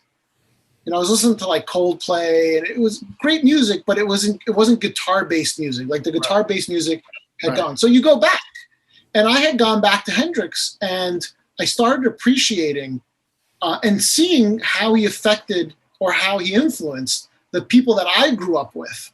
And as a guitarist, I think that's one of the lucky things that I have is that I can go back and spend some time analyzing and learning from him, where, let's say my wife listens to Hendrix, sounds the same every time. It's not going to be different. She's not going to learn anything from him. But we get that special connection where we can go back and learn from these people. Yeah. There's something about something about when we mature. There's something about being more mature and understanding. It's not really even understanding playing the guitar as much as it's mentally understanding the music part of it and watching detail that you never caught. Yeah. Well, for us guitarists, I think it's also, which one of us hasn't tried to sound like Stevie Ray, but we're not Stevie Ray. You can analyze that theory all you want, but unless you have the gauge strings that he used, the fingers that he used. You know, they say it about Eddie all the time. Eddie sounded like Eddie even on a Strat or a Telecaster because it was Eddie. And I think that's the fun part about it, is that you can't be somebody else because they are that person.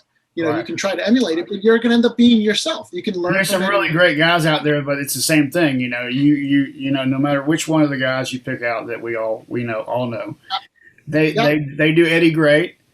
But there was something unique about just his hands and the way that he attacked things. Like I said, when he played it, it looked so easy. And then, but on the other hand of it, he played with a light pick, but very heavily. There's some really weird, you know, things that we talk about. Brad Tolinsky and I talked about and Chris Gill about how Yngwie used the big thick picks. Okay. The 2.0s. And he was more liquidy and alternate picked, right? But he was a light picker, you know, real light, right? But Eddie had a light pick, and he was just banging the hell out of it. And if you listen to some of those videos, you know, listen to that interview with Steve Rosen where he's playing on an electric, but it's not amplified. You can hear how hard he's hitting it or how strong he's hitting it. I always tried to hold a pick like him too, and I could never do it. You know, he always held it with because he wanted this finger free, and I could never play with those two fingers on there. I just like the middle finger. Yeah, that's right. But going back to your point, it's like I'm a huge Gilmour fan. I don't know any cover band that does Pink Floyd that can bend like Gilmour does. Like they come close, sure, but there's nothing. Like I saw Gilmour live, and I'm like, holy cow. Like this blows away anybody who's ever. He's Gilmour, man. He's Gilmour. That's just who he is. I know. It's funny. I watched a video on him last week, and they're like, "How do you get the sound to comfortably lump?" He's like, "I don't know. Ask my guitar guy." He had no clue. I know. I just made that point about, you know, we play these gigs sometimes where we get to play on a national stage. You know, it's rare a cover band does an opening slot for somebody like Survivor, like we did a few years ago. But when we do, they have union staff, and the union staff just grabs your stuff. And you know, when you're not used to people grabbing your stuff, you're like, "Hey, what are you doing with my stuff?" You know. Yeah. I'm not one of these people who doesn't know their string gauges, or you know what I mean? Like they get to a certain point. I hope Phil X still changes his own strings and knows what gauge he uses. Yeah, I'm sure he does. I was talking 2 weeks ago about I got to go throw out the garbage, and he goes, "Believe me, I throw out the garbage too." Right on. Well, good for him. You know, it's just funny because I was watching Def Leppard or somebody. It's like, you know, they've been at that level so high, so long that, you know, like with Phil Collins, it's kind of like he's a little bit detached now from the guitars themselves. You know, like he's still pretty connected to the guitars. Yeah, he is. But there are literally people who do not know what string gauges they're using or any of that stuff because they're so detached from it. Now, because Phil's a guitar guy, you know, like us. But there are people who are just more players that they never focus on that, so they don't even. Yeah, there's a lot more of them than I thought there were, because I don't know. I always had a passion to get in there and try to figure things out. And, you know, I spoke to somebody who's a semi-celebrity, and I'm like, you know, just rewire your guitar. He's like, I have no clue how to use a soldering iron. I'm like, you have no clue how to use a soldering iron? He's like, yeah, my guitar tech does it. I'm like, what? That's the fun part for me. I rather do that than practice the skills. That's the funny thing is like, yeah, well, you're a specialist, and that's the kind of thing that you've focused on, you know. And I was going to tell you, finish the Hendrix story, because I said I walked away and I didn't talk to Janie Hendrix, right? I didn't. You did? But here's the serendipity part. Okay, so we were in L.A. at the NAMM show. I'm by myself, first night. I'm there. I go and get a Sbarro, and I go sit down on the couch. It's pretty busy, and everybody's arriving for the show. It's a big hotel there, the Hilton. And there's only one seat left, and it's sitting right next to me. Actually, it's the same couch I'm on. And out of the blue comes a lady and a man, and the man says, "You mind if she sits down with you?" And I look up. It's Janie Hendrix. All right, that's so cool. And I look at her and I go, "I know who you are. Of course you can sit down." And I said, "You know, I've got I've had a lot of burning questions for years that I wanted to ask you. Do you mind? That's so great. And she goes, sure, go ahead. She even had Hendrix's this shirt on, this blouse with his image on it. Oh, that's so cool. So I started in on the whole thing about why hasn't the music been used in a movie, this, that, and the other. And she went through that with me and kind of, there was apparently some production that they were going to do, didn't work out. The studio got sold in the middle of the whole thing, and things happened. And so that did at one time was going to be done, but at the time she was they were working on the Maui concert release that came out, and that was something that she was talking to me about. She also talked to me about the Hendrix Park up in Seattle.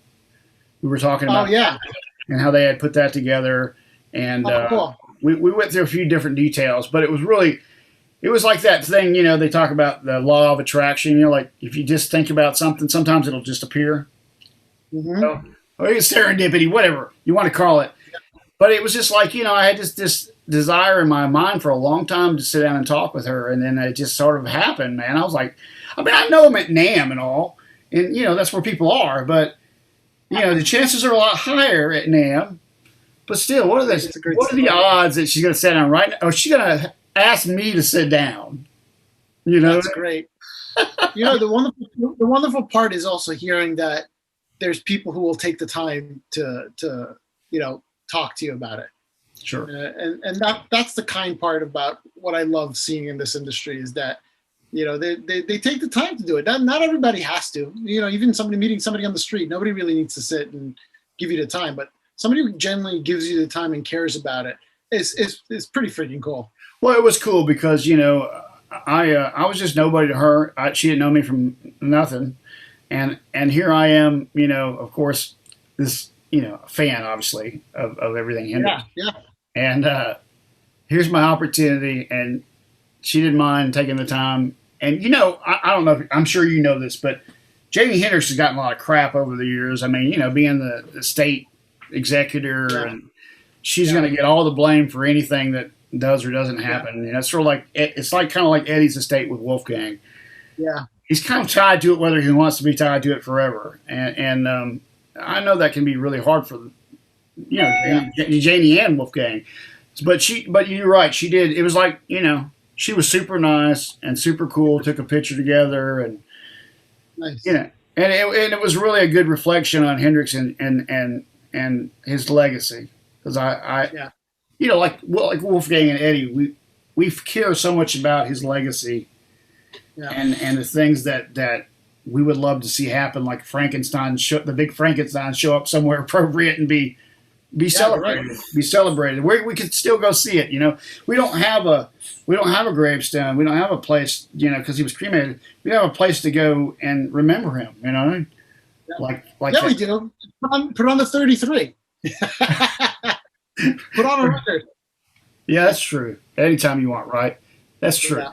That's exactly true. No, you're right. People want tangible things to, that's why we go to. That's why you go to Pasadena, or that's why you buy. You get a strap like this.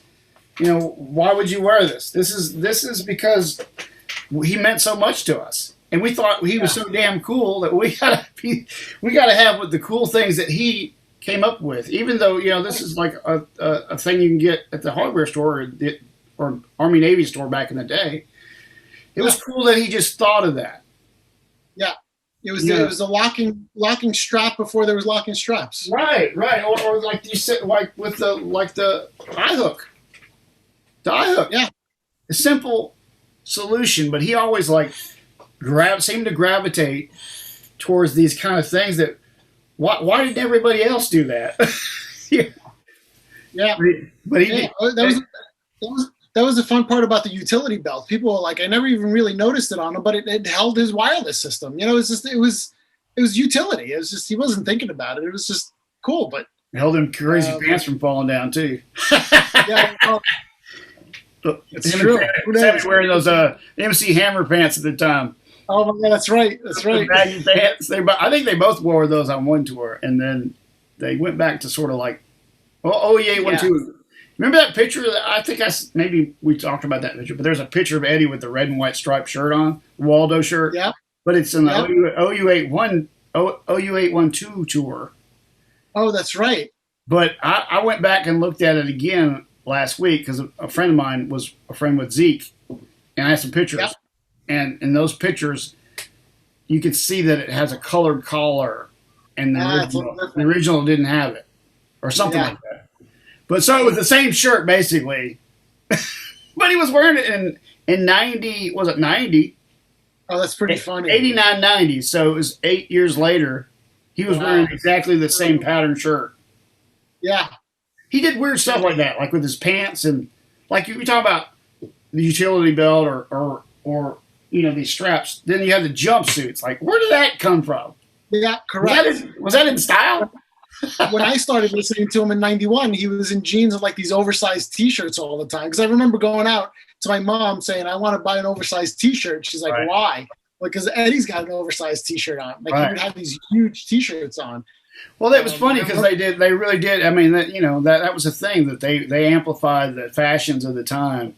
Yeah. And that became our fashions. I always used to say that California was kind of like they started fashions and it kind of worked its way to the east. Right. Yeah. Although New Yorkers probably had their own fashions. You guys probably had your own. Nice.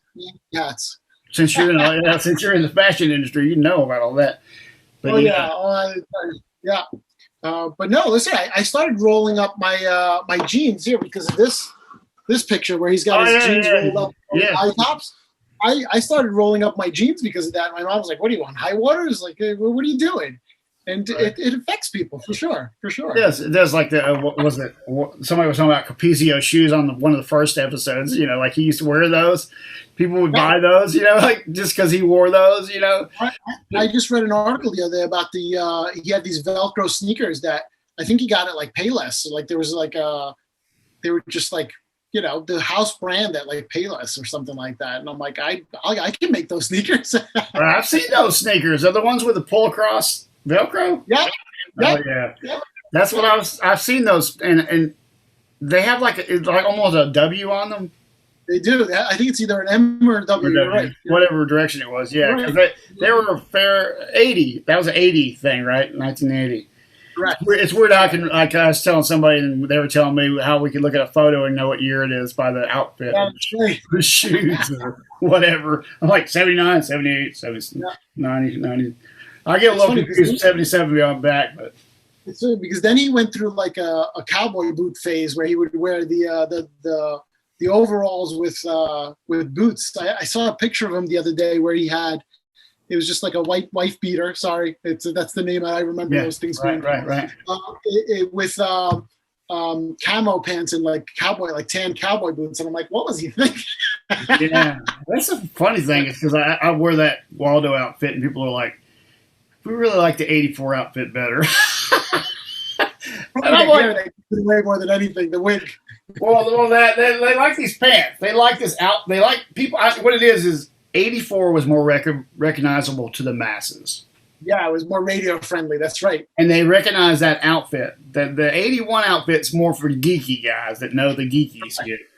Right. And so I noticed that most of the time people don't get that. Yeah. Well, it's the same idea with this thing. Right. If you're not a guitarist and a fan of 5150, you're not going to get that strap. Right. You're not going to understand it. It wasn't. Yeah. So. Yeah, it's not that I don't like your Bumblebee strap, but I don't have a Bumblebee.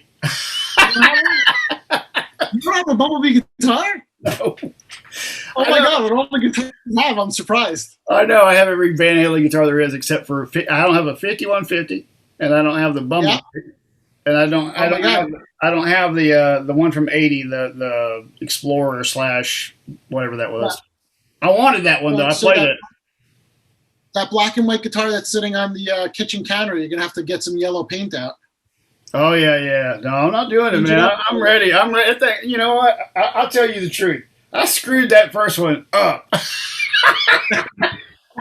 When I painted that's one part about it. The first time I painted it, I don't know what I did wrong, but anyway, the paint didn't stick. The white didn't stick, and it just peeled off. So really.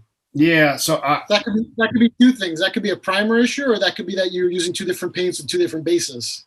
Could be the second, because I was using at one point I was using what everybody uses, and then I went to Krylon, I went to Krylon second. Yeah, I went to So I switched, and I'm gonna try to do double Krylon this time. I've got the black on, and you got to stick to the same base. I was making the Rasta guitar. Yeah. And I'm having, and I wanted to use duplicolor for everything because I like the painting. Exactly, and it's good paint. It's great. It goes on great. It's great paint to use, but they didn't make the right yellow or green. So I freaked out. I said, well, I got all the other colors. How am I going to get yellow and green on? And I tried Krylon and it started peeling off. I did a ton of tests because, the Rasta has like 6 different layers on there. And you got to tape it. You got to be really detailed about it. And if the lines don't come out clean, if you're using like 2 different bases, you can screw it up really quickly and it can burn right through. Yeah. So I did a lot of research on there. So it's important to stick with the right base when you're doing multiple colors. So I already did the black in Krylon, so I should do the white in Krylon, right? Yeah, absolutely. So they got that. Same. Says this is. What does it say? Guaranteed to stick. The can. More than anything, it doesn't have to be the Krylon brand. It just has to be whether it's a poly base or an acrylic base. It's the base got to be the same. Yeah. Yeah. Whether I needed to slightly sand it and make it a little bit more tacky or not because it's gloss. No, I think it's the base of the paint that. If there's one thing I've learned is stick to the same base on everything. Yeah, because I think the first one, this one. I mean, it took me a few times to do this one too, but that wasn't because I didn't do the paint right. It's because I dropped it in the grass with the wet paint on it. That's great. Yeah, and there's grass all stuck to the paint. I'm like, start over again, buddy. It's like blue paint, right? It's like blue paint on the Frankie.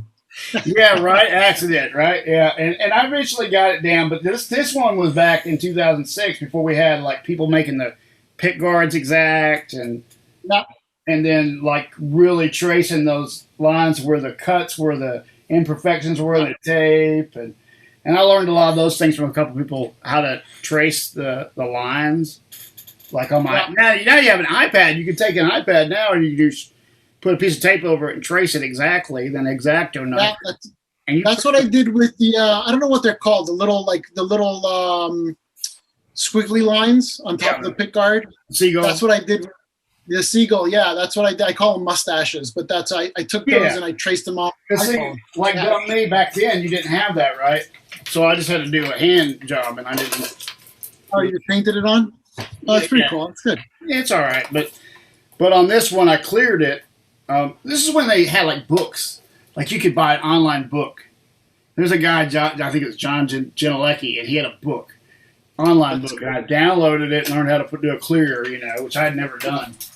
That's cool. I had a friend who helped me buff it out, shine that kind of shiny. But it was cool because I learned how to do paintwork. I'd never done that. I'd never, ever tried it. And that turned out to be a really great sounding guitar. Actually, it really sounds like the record.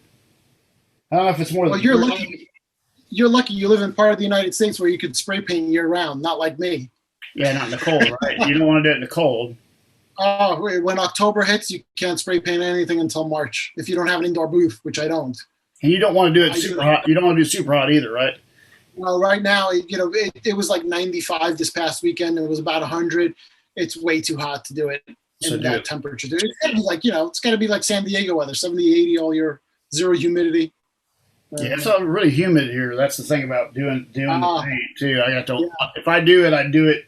Try to do it late in the day. Yeah.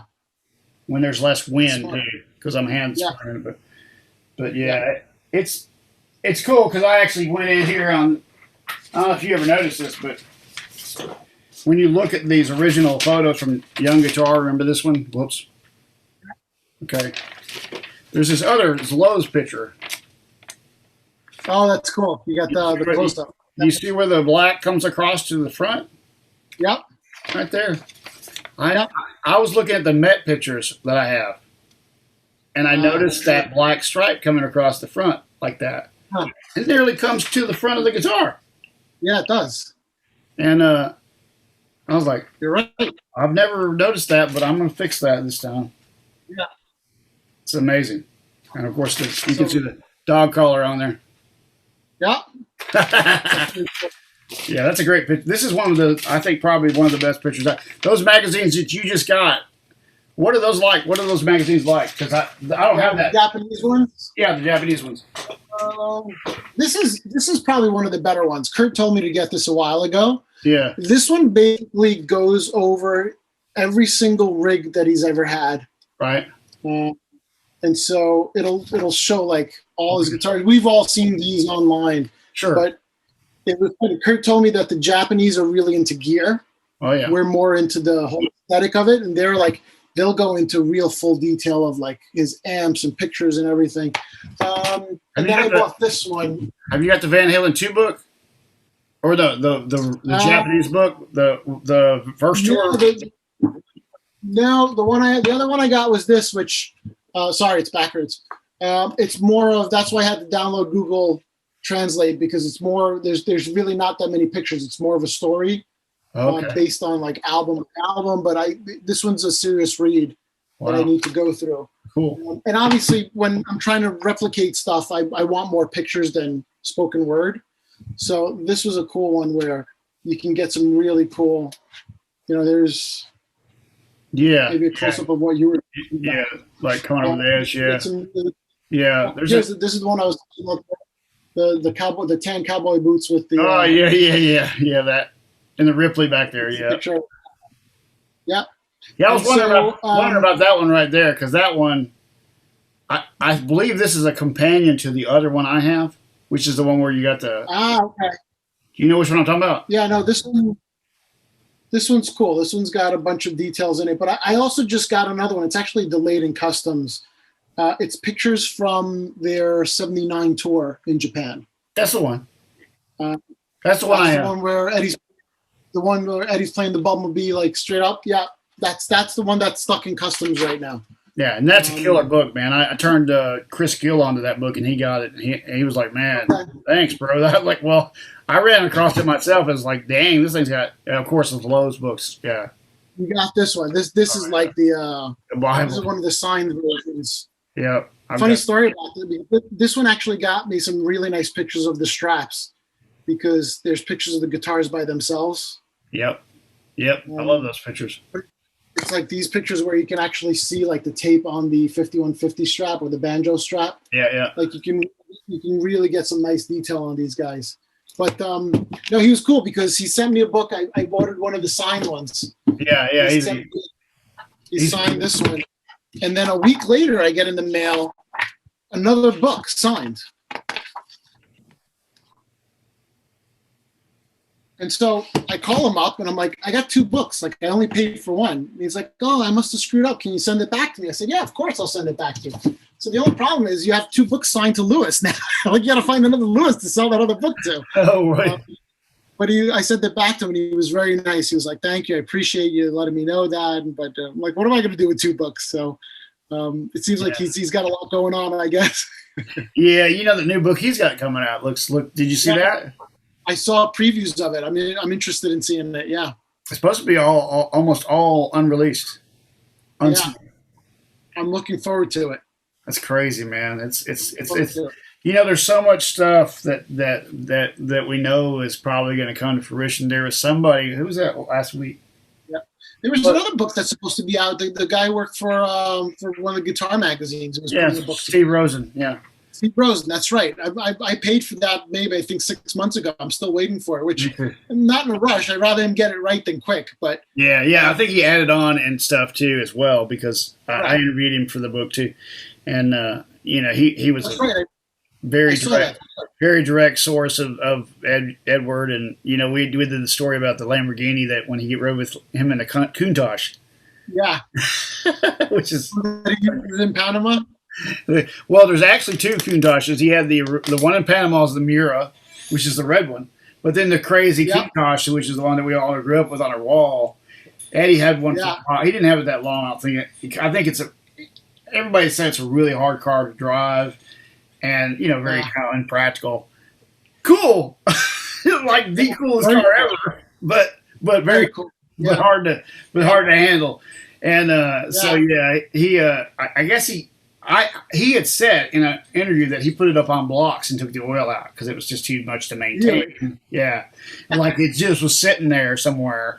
And then and the guy that was on last week, Nelson, he worked at Claudio's where the famous story of Sammy Hagar and Eddie Van Halen being connected come from. He worked at Claudio's and he did detailing on the Mura.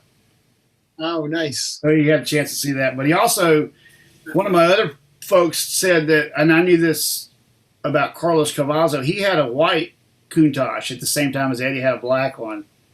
Oh, wow. And he said that the last time he saw Carlos, he was pushing that Countach into a rehearsal area. He said it was like after Quiet Riot, it was fading pretty far in the mid '80s. And it was like the picture of what happens at the end. You're literally dragging. I just saw a picture of a Porsche with the 5150 stripes on it. Really? And I'm trying to figure out who owns it and where it is because I've seen a couple of pictures of it, and I know Eddie had something to do with it, but I got to research it a little bit more. If anybody out there knows about it, there was a guy who had a Lamborghini that was striped that actually the family knew about, and Wolfgang knew about. Yeah, no, I'm looking for the Porsche. I know about the Lamborghini. You know about the Lamborghini. Here in the Northeast, it's all about Porsches. There's a ton of Porsches. There's way too many in this part of the world. Wow. There's ways to. I have a little Alfa Romeo Spider that I drive around, and they all make fun of me. Yeah, it's an '88 Spider convertible. Obviously, growing up in Italy, I had more of the Italian car than the German car, but theirs probably drives a lot better than mine. I've always been a big fan of all the Italian cars. That's something a whole nother interest I had over the years was Italian cars. Man, I grew up just loving the Countach, and that's why I get into this with people who've had the opportunity to ride in one or had ridden in Eddie's. And the story behind that is such a funny story. Him going to Guitar Center in the Countach. It's I remember hearing that story. That's right. To get strings, it's just wow. Can you imagine? It's so funny. One last story, and then I got to get running. But growing up in Italy, I had a cousin of mine who was a car dealer, and he had all these old Alfa Romeos and Maseratis, and once I came back to the States, '86, I would go back to Italy every year on vacation, and my cousin was like, "Yeah, we have some old vintage American cars back there," and I'm like, "Okay, who cares?" I'm like, "I want to see that old Maserati," and he goes, "That's a piece of garbage. Nobody wants it." And in Italy, the Maserati was like, And so I'm like, show me what these American cars that you're all excited about. And he opens up this big barn door, and it's a stretched limousine Cadillac. And I'm like, I don't want to see this. It had the rug in the back, and I'm like, I want to look at the Maserati. He's like, nobody cares about the Maserati here in Italy. Everybody wants the Cadillac. So it's point of reference, right? It's what you think is interesting. Wow. Yeah, he wanted the stretched limousine, which they don't exist in Italy. They can't go down the street. They can't make the turns. Right. The Maserati, the Bora, which was the car from that era, was the cool V8 supercar. And they're still producing out of the same factory down that Ferrari is coming out of. Maserati and Ferrari, or I forget which parent company it is, but maybe it's Volkswagen. They're all owned by Fiat nowadays. I think it's Fiat Chrysler. Okay, yeah, something like that, yeah. So, yeah. But, man, I appreciate you getting on and talking on straps and Van Halen and everything else under the sun. I am truly honored that you'd have me on, and I appreciate you listening to me talk. But for me, it was more an honor to get to spend some time with you. You've been very helpful, and it's much appreciated, your help and your passion and helping. Thank you, man. Thank you for everything you've done for me too, man. I really, it's great to, I watched you on your other podcast with Johnny Bean and other folks, and your spirit and your genuineness it just shines right through, man. So well, thank you. I appreciate that. It's and I think that if Wolfgang was watching this, or if he ever sees it, he'll get that that from us. He's a smart kid, and he would know that we were totally in the tank for these guys our entire lives. It's something that's such a passion for us that One more thing before we go. Yeah. When Eddie passed, kind of give me where you were and internalized it. It's so funny. It's funny you asked that because my wife caught on a little bit. I don't think I spoke to anybody for a day and a half. Yeah. And I think she sensed it, but didn't know why, or didn't understand the importance that it meant to me.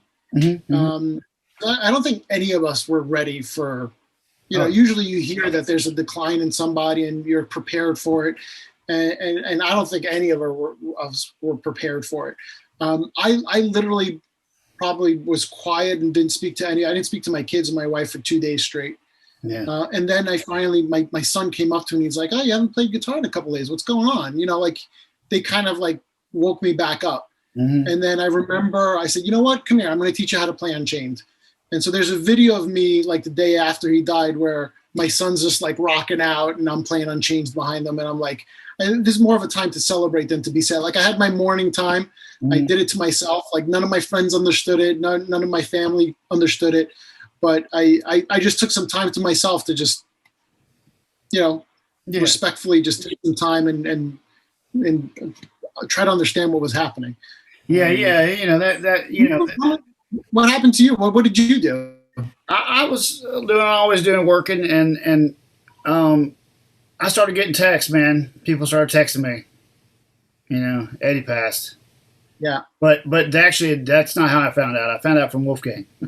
Like a lot of people did when he posted on Twitter. It was in the morning that came up, I think. And usually I go out and do all the things I got to do with everybody, make sure everybody's good, things in the morning.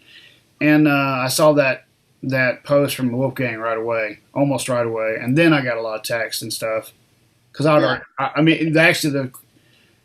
didn't find out from anybody. I found out from Wolfgang through his post.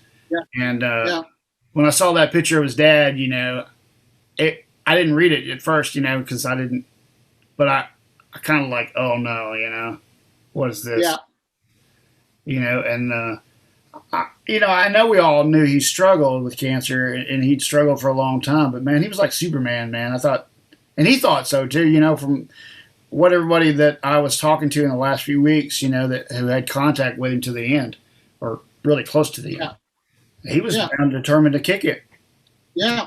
Listen, you think about it too. It's his age. He was so young. Like my dad died at 68 too, so I get it. But I'm like, that's so young. It's just you don't expect it. I was expecting more out of him. Like like we all were. We were waiting for the next. But. Yeah, you were in that world already. You were I wasn't in the Van Halen world yet. I was in my own Van Halen world, making guitars and in the world, but I wasn't making the straps yet. So I wasn't part of this community yet. I promise you, if you were part of the community, you would have gotten bombarded, man, because it was going around. Yeah, I'm sure I would.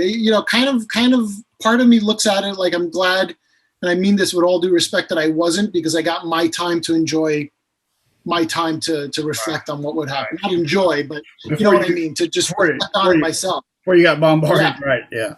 But I think I am where I am because of the situations that have happened. I don't know if I would have, I started paying attention to Van Halen more after he passed away. Yeah. Not as a new, just as a resurgence of what was going on. Because if you saw my other podcast, I'm not a fan of Van Halen 3 or the Sharon eras. Like I totally dropped all my interest in Van Halen once Sharon hit, and I just wasn't into it. Not that I could respect it, but I went on to other things, and then it resurged back up again. Yeah. So, and I'm thankful for that. Everything happens for a reason, I guess, right? Yeah. Well, I was gonna say, what's wrong with you, man? This should be your band. Gary Sharon, he's up your way, bro. Or he was. I'm an Extreme fan. Don't get me wrong, but I was not. I was talking to the little crew that I talked to, Mikey Mojo and Steve-O and Kurt, and they're like, "Give it another try. Give it another try. Downloaded it on my phone, and I was driving somewhere. I was listening to the other day. I'm like, this is crap. I can't listen to that. I just can't get into it. What, too? That's funny you say that, because me and Chris Gill were talking about it, because we got into that, because Eddie took it real hard, that album, not doing well. And they were the same way. He was like, "Come on, man, just listen to the music. Try to ignore the." And I was like, "All right, I'll listen to the music." So I went back and I started playing around Actually, I've been for years, man. I've wanted to do a documentary on Van Halen, right? Like, because they won't do it. Because I'm like, I gotta do this. So I was making a little mock thing just for fun here at home, and it struck me that I should try to integrate some of these little instrumental pieces from Van Halen 3. Yeah. And when I put them in that context, I started going, well, these are great little soundtrack pieces. And that's true. The vocals themselves were really strained and really, really hard to listen to. The melodies and all that. I never could get into that. But but the music, when you separate like that New World in the beginning and you take out little sections of it, it very much plays to the, like, I think Mike Post was a producer, to the TV film kind of vibe. I can see that. And as I got away from the vocals more, and I just listened to the music, I started going, oh, I can. And then I started thinking to myself, what if David Lee Roth was on this album? Would that have been a different? Would it have been Me Wise Magic and all that happened? You know, because it turned out good. But I think it comes down to like that chemistry that Roth and Sammy had with Eddie. That when they take it away, he's still Eddie. But when you put Gary in, and Gary's, I don't know how much Gary wrote of Extreme's lyrics and melodies, but I know Nuno was involved in a lot of it, and they might have that chemistry together there, but he didn't have that with Eddie. Yeah, I never felt like that. I felt like that was a big miss that way. But yeah, I could kind of now go back and kind of like, okay, I can see how that would work, But yeah, the documentary thing, truth be known, like over 2, 3, 4 years ago, I had a friend who saw my passion for Van Halen, and he was a big music licensing guy up in Nashville, and he wanted to meet with me, and we got together, and he was like, I want to make a Van Halen documentary, and I was like, it needs to happen. He goes, you want in on it? I'm like, well, hell yeah, I don't know what I'm going to do except kind of like be the point person on getting pictures or ideas or whatever. Sure. And so we kind of developed like a pilot or no, more a teaser.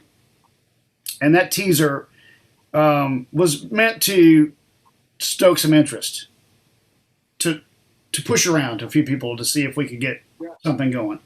And Greg Renoff, we drug him into it, and we're like, dude, would you help us if we do it, And so we never were able to do anything.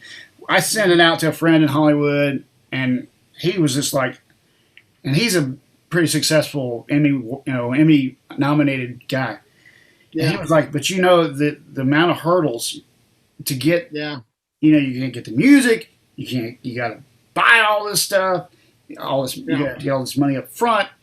It was such a monumental task that I couldn't overcome personally without a lot of other people.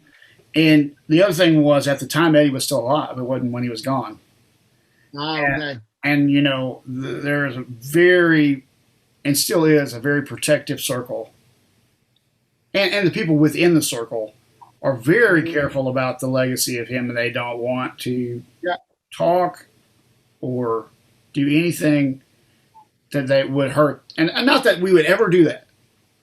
But, no, correct. And not that they would ever do that. But, they don't know me. They don't know me. So that's part of the problem with making something like this is you really have to be in the right circles of the right people, have access to all those people. Like the Charvel Gang, for instance, that documentary. That guy was one of their guys. So that really helped me put that together. Jason Hook put his documentary together. He was very intertwined in that world, so he could get the people together behind it. Very difficult to come out of nowhere and make a documentary about a band just because you love them. Yeah, I bet it's not easy, for sure. Yeah, so the answer was Van Halen stories. That was the answer. The answer was telling the Van Halen stories that never been told, and I didn't have to go get David Lee Roth to sign off on it. Yeah, well, listen, the great part about it is we appreciate and enjoy what you're doing. So keep doing it. That's what I enjoy it, and you guys enjoy it, and people from all over the world compliment it, and want to watch it. Absolutely. So it's absolutely. like So I don't think it's. I'm never would be trying to hurt their legacy. I'm only trying to enhance people's knowledge of what's out there, and have people that want to come forward and talk about it come forward. People that don't, that's fine too. It's all good. Yeah, it's great. Like you say, it's got to be organic. It's it'll come eventually. You're making enough waves, and people are enjoying enough of your stuff that good things are happening. Yeah, and it's all about being genuine and being who you are, and you do that so well with what you do, man. And that's what people know. That's what they notice. Yeah. I always we talk about that in the music business. A lot of reasons, like I went back to my dad in the boardroom, and they were like, "Why are they talking about my dad?" Because when I was younger, I was just trying to make my way, and I didn't know how to make my way. And I was aggressive. I was trying to do. I wasn't being me, the genuine me yet. I hadn't grown into that person yet. But my dad, my dad had far been into that. He was the genuine him for a long time now. So it's that maturity that happens, Yeah, it's the reason I like talking to people like you, and you're very kind with your words. But we learn from I used to say, you become the best quality out of everybody you meet. If you meet somebody and you like the way they do something, then you make it your own and you take it. But if you see somebody and you don't like it, then you don't do it that way. So you become the best of everybody you meet. You take a little bit from this guy, a little bit from that guy. And obviously you're very kind in your words, but I lean on my community of whether it's family or friends or passion associates who like the same thing. And there's a great community here. So you're one of the ones that needs a thank you. And so it's appreciated. I appreciate that, brother. Thank you for everything you do. And, I'm always here for you, man, even though you're in Connecticut. Thank you. You're in Connecticut. If I get back up East Coast, I'm coming to see you, bro. Maybe I'll come to EVH Con. I want to come to that EVH Con one year. I will be there. I've been looking forward to it because I got invited last season, and my wife wouldn't maybe go because of COVID. So this time I'll go. When is it this year? I think they say it's going to be about November. Okay, maybe I can make that work out. So we can all right, man. Yeah. Well, thanks for hanging out. I know you need to go tend to things and everything, but otherwise we'll be here all day night. We'll be here all night. Thank you. Great talking to you. I appreciate it. Good to see you, Lewis, man. Have a good day or good night, and I'll see you online every day like I always. We'll be looking at the same Van Halen stuff together. That's right, brother. Let me know if you need something. Same here. Thank you. Buddy. Good night, buddy.